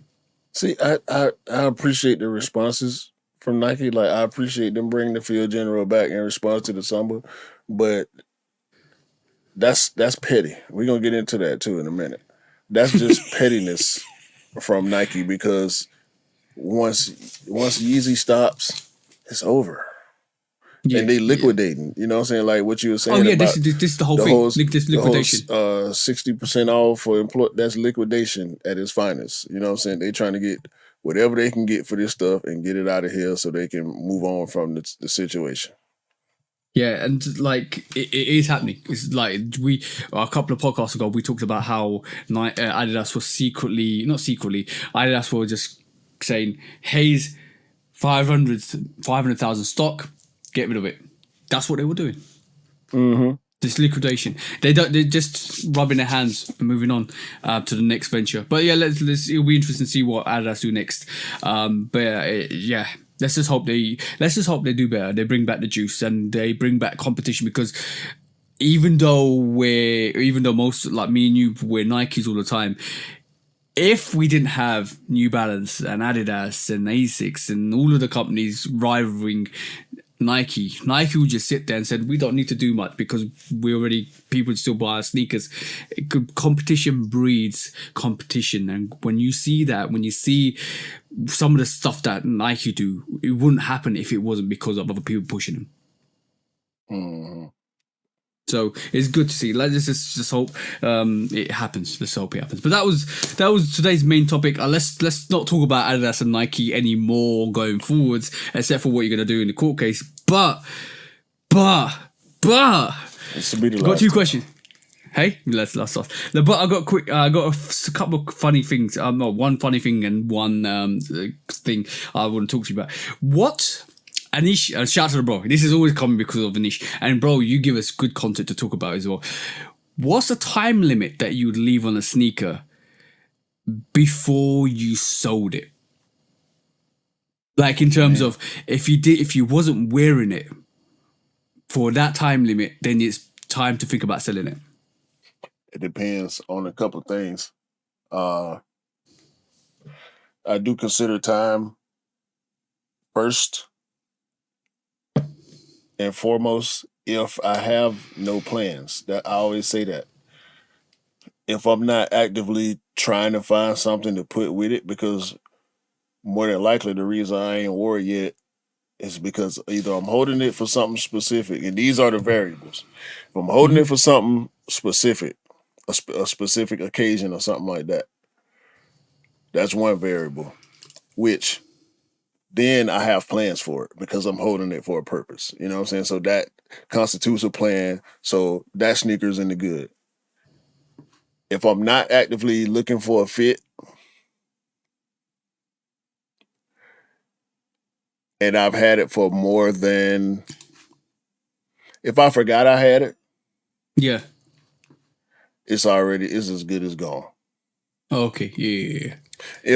If I forgot and I'm like, oh yeah, I got this that could go with it, then I'll keep it. And once I wear it, it's in my collection. I mean, once I buy it, it's in. But once I wear it, it's solidified. Like, okay, this sneaker ain't going nowhere unless I really just get tired of it. Like if I get tired of looking at it, if I get tired of like that, I'm trying to prevent that. You know what I'm saying? Like I'm trying to prevent that at all costs. That's why I end up going the selective route, because I found myself doing that too much. But I say a year. If you had it for a year and you're not making plans for it, I think you should start thinking about whether you actually want to keep it or not. Okay, cool. I think Anish gave one of his sneakers 3 years. I'm not going to mention what one. 3 years? Yeah, he'd had it. He had it for 3 years, and so you know what? I'm not gonna wear this. And 3 years it's is time. yeah, for sure. 3 years. If you done had the same sneaker for 3 years and you ain't wore it yet,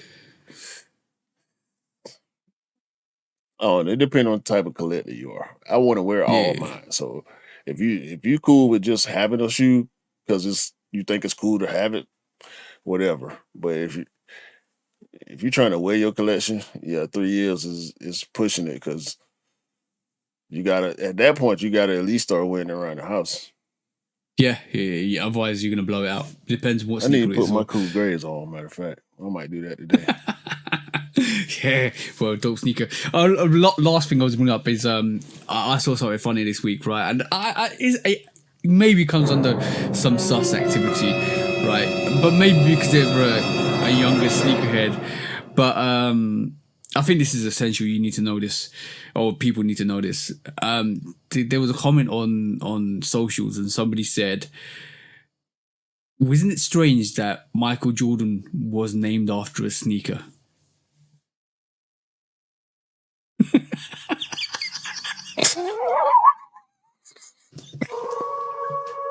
What the? albeit that they were young. But come on. Yo, Michael Jordan was named after a sneaker. Get the.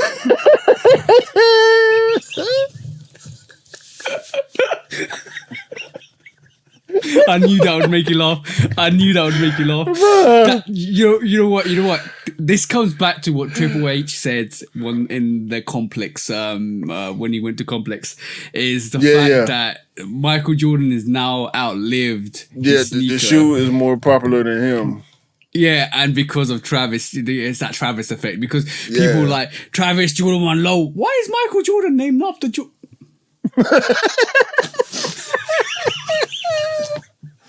Come on, guys! If you're true if you're sneakerhead, you know what? I can't say this. There's casual sneakerheads that don't know nothing about history and kind of the fact that where stuff's originated from. So I can understand that comment. That was funny though, because she got really really back down, and the people said, Michael Jordan owns Jordan brand, and that sneaker is based on his career. It's him. He's the one. He's the logo. Where do you think Jumpman comes from? He was named after you. That was great. That made me laugh. I wrote it down. I wrote it down, and I actually wanted to say that to you. But you know what I'm going to do going forwards? I'll show you. Right, I've got a black chalkboard coming that's going to sit here, and it's every time I think of something, I'm going to write it down there, and I'm going to read it on the podcast. I'm not looking forward to this. I'm really not looking forward to this. Because I'm not going through my phone. I'm not going through my phone to look for articles. I'm just gonna write it down there, like boom, boom, boom, boom, and you be like, bro, this and this. Trust me, it's gonna be funny. It's only gonna be funny stuff. I know ideas. You know what? Secret board of ideas. I hate it here. You actually do love it. If you didn't love it, you wouldn't be smiling. I don't know why I keep doing this to myself every week. All right, man. Let's get it over with. Let's just get it over and done with. Let's go. When resale is too high. Damn resellers. Order. When hype beats go too far. These damn hype beasts. Order in the court. Order. When the back door opens. Guilty. It's time for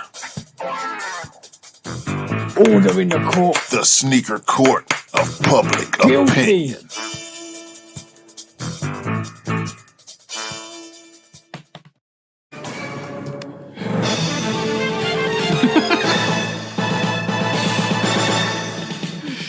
Guilty! Welcome back to the Sneaker Court of Public Opinion with me, Judge Public Opinion, and my slippery fingers, which are actually pressing the wrong soundboards today. But yeah, I accidentally pressed this one, bro. I was like, you heard that when you came in. Yeah, but with me, Judge Public Opinion and Executioner, and today Q has an intriguing court case for us today. What's up, bro? So I alluded to the pettiness that we like to display. When I say we, I'm talking about us over here at the Big Swoosh brand. Y'all gonna respect us. If y'all don't, we gonna find a way to get on y'all nerves so bad that y'all gonna be willing to spend money to try to keep us from trolling. But we so good at it that it's not gonna work. So apparently, one of the lawsuits, because we just looked at the big ones, we saw the technology lawsuit between Nike and Adidas. But one of the lawsuits was one of the trademark lawsuits. Nike actually produced 5, not 1, not 2, not 3, 5 articles of clothing that they sold in Germany that had 3 stripes on them. What? Yes. I don't know what these products look like. There are no pictures of... Hold on. Nike went 3 stripes. I've never seen these products before. I don't know what they look like. But apparently these are products that were only sold in Germany. That had 3 we need your stripes help. on them. Mars, we need your help find these products for us. In 4 of the 5 articles of clothing, Nike are still able to sell. They won 4 of the 5 cases in the lawsuit that Adidas filed for trademark infringement. No. Yes. They literally want to take over Adidas. I was wrong, bro. I was wrong. Reebok ain't gonna buy Adidas. It's gonna be Nike. Can you imagine Nike with the 3 stripes? The Dusseldorf Regional Court had already prohibited the U.S. firm from using 2 or 3 stripes on 5 of its trouser designs after Adidas filed trademark violation lawsuit in 2022.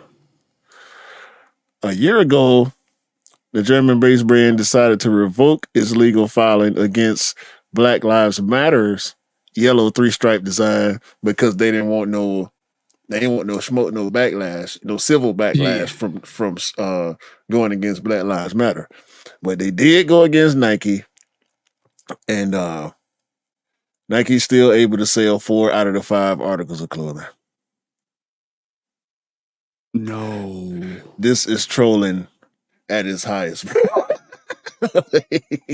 You don't get no more trolly than this, bro. Like, you ripped off their design intentionally, in Germany, in the country that the company is based in, was born in. And you sell these products exclusively in that country. They then sue you, and you go on to win 4 of the 5 case counts. And bro, and on top of that, 2 years later, you go and sponsor the German team. Yeah. No, bro. After they won the Flyknit suit. That's bro. We're shoe dogs. I'm gonna say it like it is, right? That's like if a dog came into my home and pissed on my leg and shit on me at the same time. Mm-hmm. And you can do nothing about it. And I can't do nothing about it because that's the land. That's literally the landowner's dog or the homeowner's dog. Then he went in the refrigerator and started eating your food. And that's not happened yet. Because it's about to happen, bro. No, that's what they do. Because they won 4 to 5 Four out of 5. Crazy. Yeah, they eating your food, bro. Because now they can sell pants with 3 stripes on them. Mars, if you're listening to this, I'll probably already contacted you because I want to see that stuff. I want to see that stuff. I want to see it. This is so lame and trolly that I have to say why. Why is Nike doing this? Because they petty. This is a trash move. This is super petty, and they spent money on this. Both sides spent money on this. This ultra petty, bro. This is horrible. I don't like it. Well, so what's the verdict, bro? Are you making Nike guilty here? I'm a bit confused. Are we saying Nike is guilty for being petty? Yeah. Okay, cool. That's all I need to know. Hold on.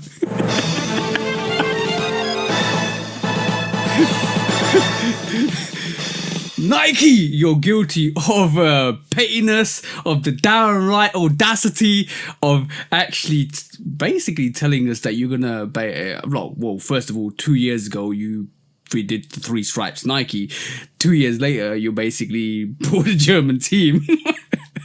And maybe 2 years later, you will have a Nike Adidas collaboration when you buy them. I don't know, maybe possible, but you're being paid right here. That's all I'm saying, bro. This is crazy.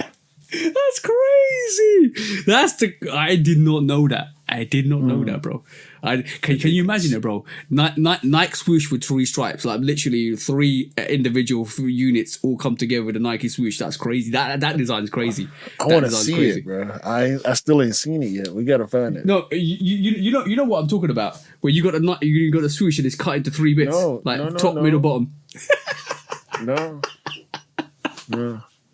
Don't try to describe it to me.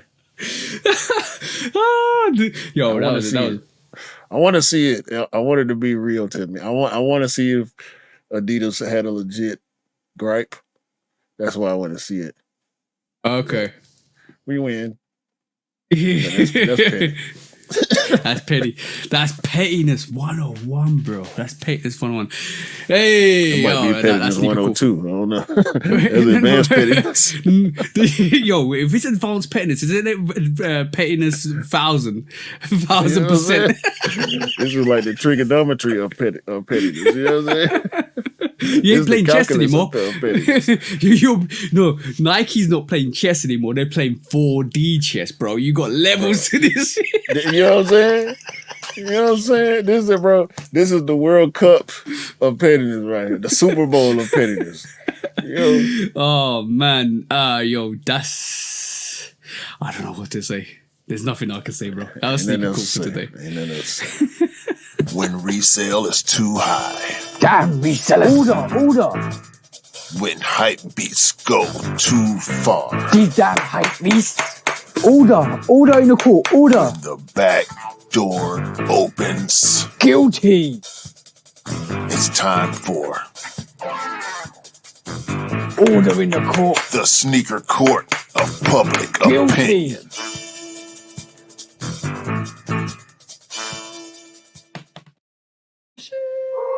Oh, yeah. that was interesting. That's something I did not know, and I've been tapping up a couple people to ask questions about because I know Marcel probably does know. So I'm gonna Marcel, you probably already got a DM from me now. I need to know. We might actually do it. We might actually bring it up next week. But I need to know. I need to do this some is research. Yahoo Finance that reported it.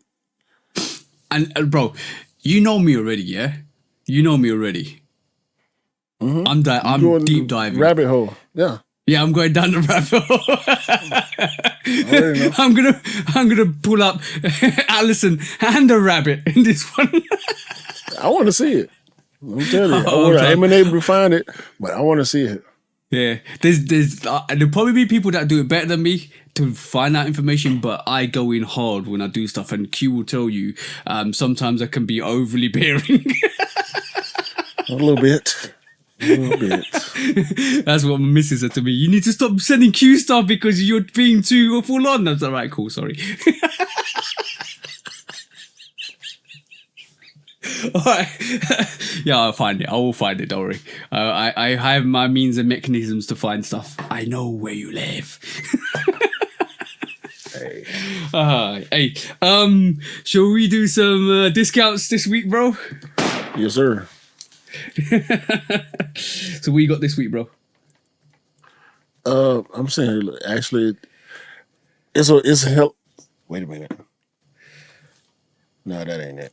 It's a lot of articles though. So if you look at all the articles, we should be able to find some breadcrumbs in there somewhere. But Yeah. have you seen the Jordan 1 Low OG quote unquote varsity red? No.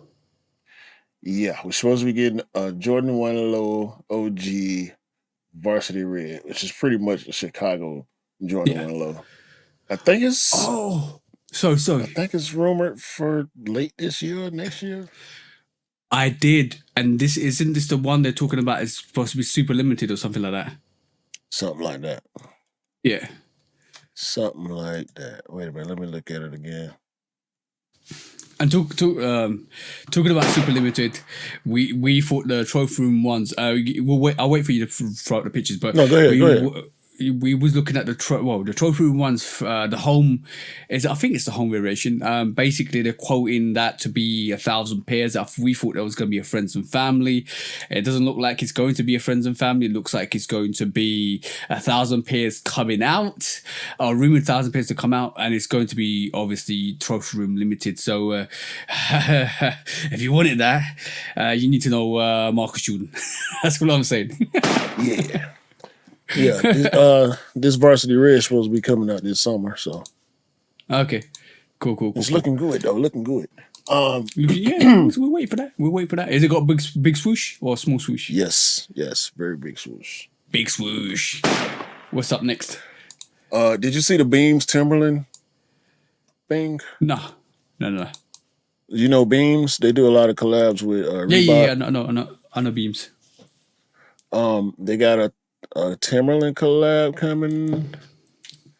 It's not on the Constructs. It is actually on. Let me pull it up real quick. It's on the hiking model, like these. Ooh, burgundy, bro. These are the type of Tims. When I talk about how we used to dress in Atlanta in the 90s, when I brought up Eastlands the one time, this is the type of this is the style that Eastlands were. These are the style of boots that we wore a lot of, like kind of like polo boots. These look crazy. I mean, the leather. Look at the leather on that dog. That looks so dope. I might actually buy that to wear to work. That's crazy, bro. So yeah, they clean. They clean. You could dress them up. Yeah, for sure. You could dress them up. So shout out to Beams and Timberland. That was hard. Yeah, those look hard. Looks like we're getting a variation of the Answer 3 in gold. That's coming out soon. Reebok Answer 3 gold, which is great because obviously we've seen that silhouette come back, which is awesome. Yes, sir. Shout out to AI. Shout out to AI. They look absolutely dope. Go and check that out. If you can go and look at that, just put Reebok Answer 3 gold and you see the variation. Very beautiful. It does look great, to be honest. So actually, you know what? I'm gonna pull the picture up because I'm not giving it justice. This picture is absolutely phenomenal. And while you're doing that, Adidas also got a crazy one in a red suede. Look at that. Oh, if I can get the picture. Yeah, I did see those. I did see those. They're crazy. Crazy. AI, man. That looks crazy. We're going. Yeah, no, the leather looks crazy as well. They're calling it Turo. I'm not gonna go that far because it's a bite. We know what's up. It's a red and black crazy one, aka Kobe one. Yeah, I actually saw that silhouette. I actually saw the silhouette in Foot Locker. That is a heavy sneaker, bro. Very heavy sneaker. Yeah. Moving on. Any more you got? I got Adidas Gazelle Olympics. It's a red pair of gazelles with the Olympics logo. It's a dope sneaker. And you did mention gazelles too. Yeah. Did you see that one? No. Let me share it with you right quick. This might be. I think Mars might be going in for this. Oh, that's actually nice. I like the way they did the actual the tongue on that with the Olympic torch, which is great. Absolutely dope. Guys. If you're listening to us, go and check out the models we're saying, the Olympic gazelle. They it's worth just checking them up to have a look at them while we're talking. But anything else on your side? Also, DT96 Max, a white and gold colorway. Dion was showing off the other day. So we should be getting the white and gold pair. It was a retail pair. It had the air bubble on it. So yeah, I saw that. And by the way, he did say who else has got their face on the sneaker, didn't he? Was it Dion? No, it wasn't Dion. It was prime time. Yeah, Dion Sanders. Yeah, Dion said, yeah. Spike Lee, the only other dude I can think of. Yeah, right now with his physiques. Yeah. Jordan, Year of the Snake, 2025. We are getting 2 men's silhouettes and 3 women's silhouettes. We're getting a Jordan 1 low OG for men. We're also getting it's it's a Tatum 3. Yeah. Year of the Snake. And there will be a Jordan 5 Year of the Snake women's. There will be a Jordan Low SE, Jordan 1 Low SE, and also Legacy 312 Low that will all be women's. The Legacy, the SE Low, and the Jordan 5 will be women's colorways. I'm looking forward to seeing what their 5 gonna look like. Yeah. And by the way, the Dunk Low Philly dropped. It's pretty much what Nike gave Philly. They gave us the 95. They gave Philly the Dunk Low. Yeah. I thought it was. They going back to what I said earlier. They're starting to make more regional exclusives as well. Exactly. And like with the SBs, which is you can only get it in Philly. Yeah. This is why we moved the way we did for the Atlanta 95s, and this is why you got to move a certain way for the Phillies. It's good. It's good to see. I think, shout out to Scott, you mentioned this the other day, and then I kind of clocked on to me.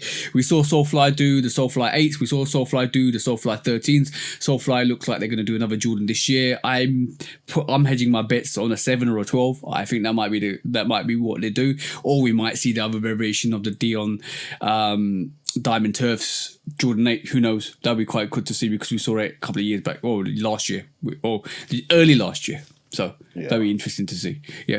But one last one, bro, because I found the perfect costume for those big steppers, right? Oh my God. This is the Batman Bomberman jacket, which is I'm gonna say this right. Mementori or something like that. That's who they designed it. I'm gonna call you can wear this with the big platform Balenciaga and literally call yourself the Bat Stepper Man for this occasion, and you can go be the Bat Stepper Man villain for this scenario. But yeah, that's coming out as crazy. If you will roll for that, that's the bomber jacket, and it has the cape. Look at that, bro. Look at that, bro. Perfect for every villain situation if you want to be alternative Batman. Yeah, them K54 3s hard though.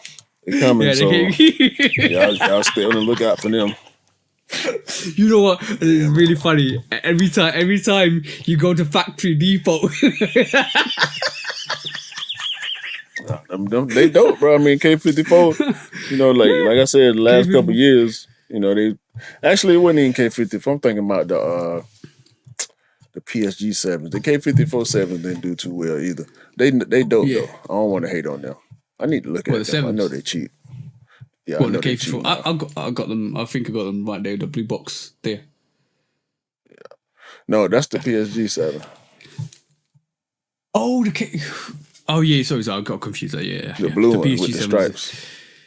It's the K54. Yeah, that was hard actually. I haven't actually got them. I was looking to circle back and get them. I actually might circle back and get them myself as well. Probably cheap as hell now.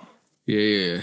Very cheap, very cheap. I But was yeah, gonna that say was something. that was gone. I'm finna put the logo T-shirt on T Public. Okay, yeah. Go on. I'm gonna put Give the it. podcast. I'm gonna put the podcast. Look, I got a store on T Public where I've been dropping some of my designs. You do have options for different T-shirts. You don't have to buy the cheap generic T-shirt. You can get premium T-shirts and hoodies on there. But I'm about to drop. And by the time y'all hearing this, seeing this, the podcast wax stamp logo T-shirt will be on there too. If y'all support the pod and y'all rock with us, y'all want to get one, y'all can do that. On T Public, it'll be under 808 Kicks ATL. Change it later. I don't know, but I just went with the regular, my regular name. So. Just we might attach it to the YouTube video as well. There'll be a link on the description, so you can actually I'll throw the link on there. I'll throw the link on there. So just if you rock with us, support with us. If you want to rock anything shoe dog wise, go and buy yourself some merchandise and support the channel. It'll be multiple colors that you'll be able to cop. Yeah, I might do like 5 colors of our choosing. So we'll get with we'll figure that out. We'll have that ready for y'all by the time this episode come out. Yeah, but we also cooking something. And I love the fact that we did that logo as well. I'm not going to mention anything else. Nothing else. That's going to be our own brand. That'll be a separate thing. Yeah, that'll be a totally separate thing. That won't be attached to my channel. And actually, whenever we do that, we can put the pod stuff over there. Yeah, exactly. That's gonna be something. It's gonna be something special that me and Kiku are cooking up, and it's going to be absolutely awesome because we keep working and we keep doing. We try to do amazing things, but that was the podcast for today, bro. It was, wasn't it? Yeah, it was an entertaining podcast, especially when Mrs. Q's corner came along. That was quite funny. There's a lot of heat coming up along the way. There's a lot of things, kind of the K54 freeze for your factory reset every time I mention the subject that it's not a viable factory reset. Nah, you know these jokes, man. I'm chilling though. I already see what's going on for me in the next couple of months. So yeah. I'm gonna still be honest about things, but yeah, bro, I ain't worried about nothing but the A Ma Maniere right now, and I won't be talking about it too much more. Yeah, just like we don't talk about the favorite sneakers we're gonna cop because we don't bring attention to it. But that's just us being selfish. But that was it's for my mojo. It's for my mojo's sake. Oh yeah. I don't want to jinx myself. I don't want to trick myself out of it by hyping myself too much. I don't want to put my expectations up that high either. I'm gonna move like I'm gonna get it, but I don't want to trick myself into being too pissed if I can't. So But I'm not gonna say it because I'll probably will jinx you. But yeah, good luck. We're gonna get them. Yeah, definitely gonna get them. I ain't got no problem with saying that right now. We're gonna get them because no. That's how we gonna move. Yeah, we move, but I know that you get lucky a lot with A Ma Mainere with yourself, which is awesome. Yeah, I'm gonna claim that. Yeah. Anyway, episode 119. It's through the necessary means. Yeah, episode 119. We talking too much. Episode 119. 2.5. Get back to our old ways. We gotta stop. Yeah, we need to stop talking too much at the start because we get too wrapped up in our conversations about what happened. But yeah, it's good fun. Yeah, I enjoy that, especially when Mrs. Q came on and gave us the very sensible advice that she does, because it's important that you listen to that and you keep culture and heritage at your heart ground and your forefront. But on that, bro, episode 119 for me and from Q, break it down, bro. Yo, continue. Listen. Before I even say that, dance with your old lady. When y'all go out and there's music playing, just dance with her, bro. Like, I ain't saying cut the rug in the middle of the restaurant, but if it's space and opportunity to dance with your old lady, just do it. It don't matter if you can't dance or not. I seen that one dude, bro. He was he was acting ridiculous. His wife was just smiling at him. He didn't have no rhythm at all, bro. Like he had no idea what he was doing, and they were both cool with it. So if they could do that in public, you could do it too. Dance with your old lady, man. It's fun. And you might anyway. Episode 119. Please continue. And sing in the shower. It's good to sing in the shower. Sing in the shower is good too. It's good. It's therapeutic. Continue to buy what you like, rock what you like. Don't blame. No. I'm moving too fast. Have a great day, great week, great month, great year, and then continue to buy what you like and rock what you like. And don't believe the hype, because the hype ain't real. You know what I'm saying? Because sneakers don't make it cool. You know what I'm saying?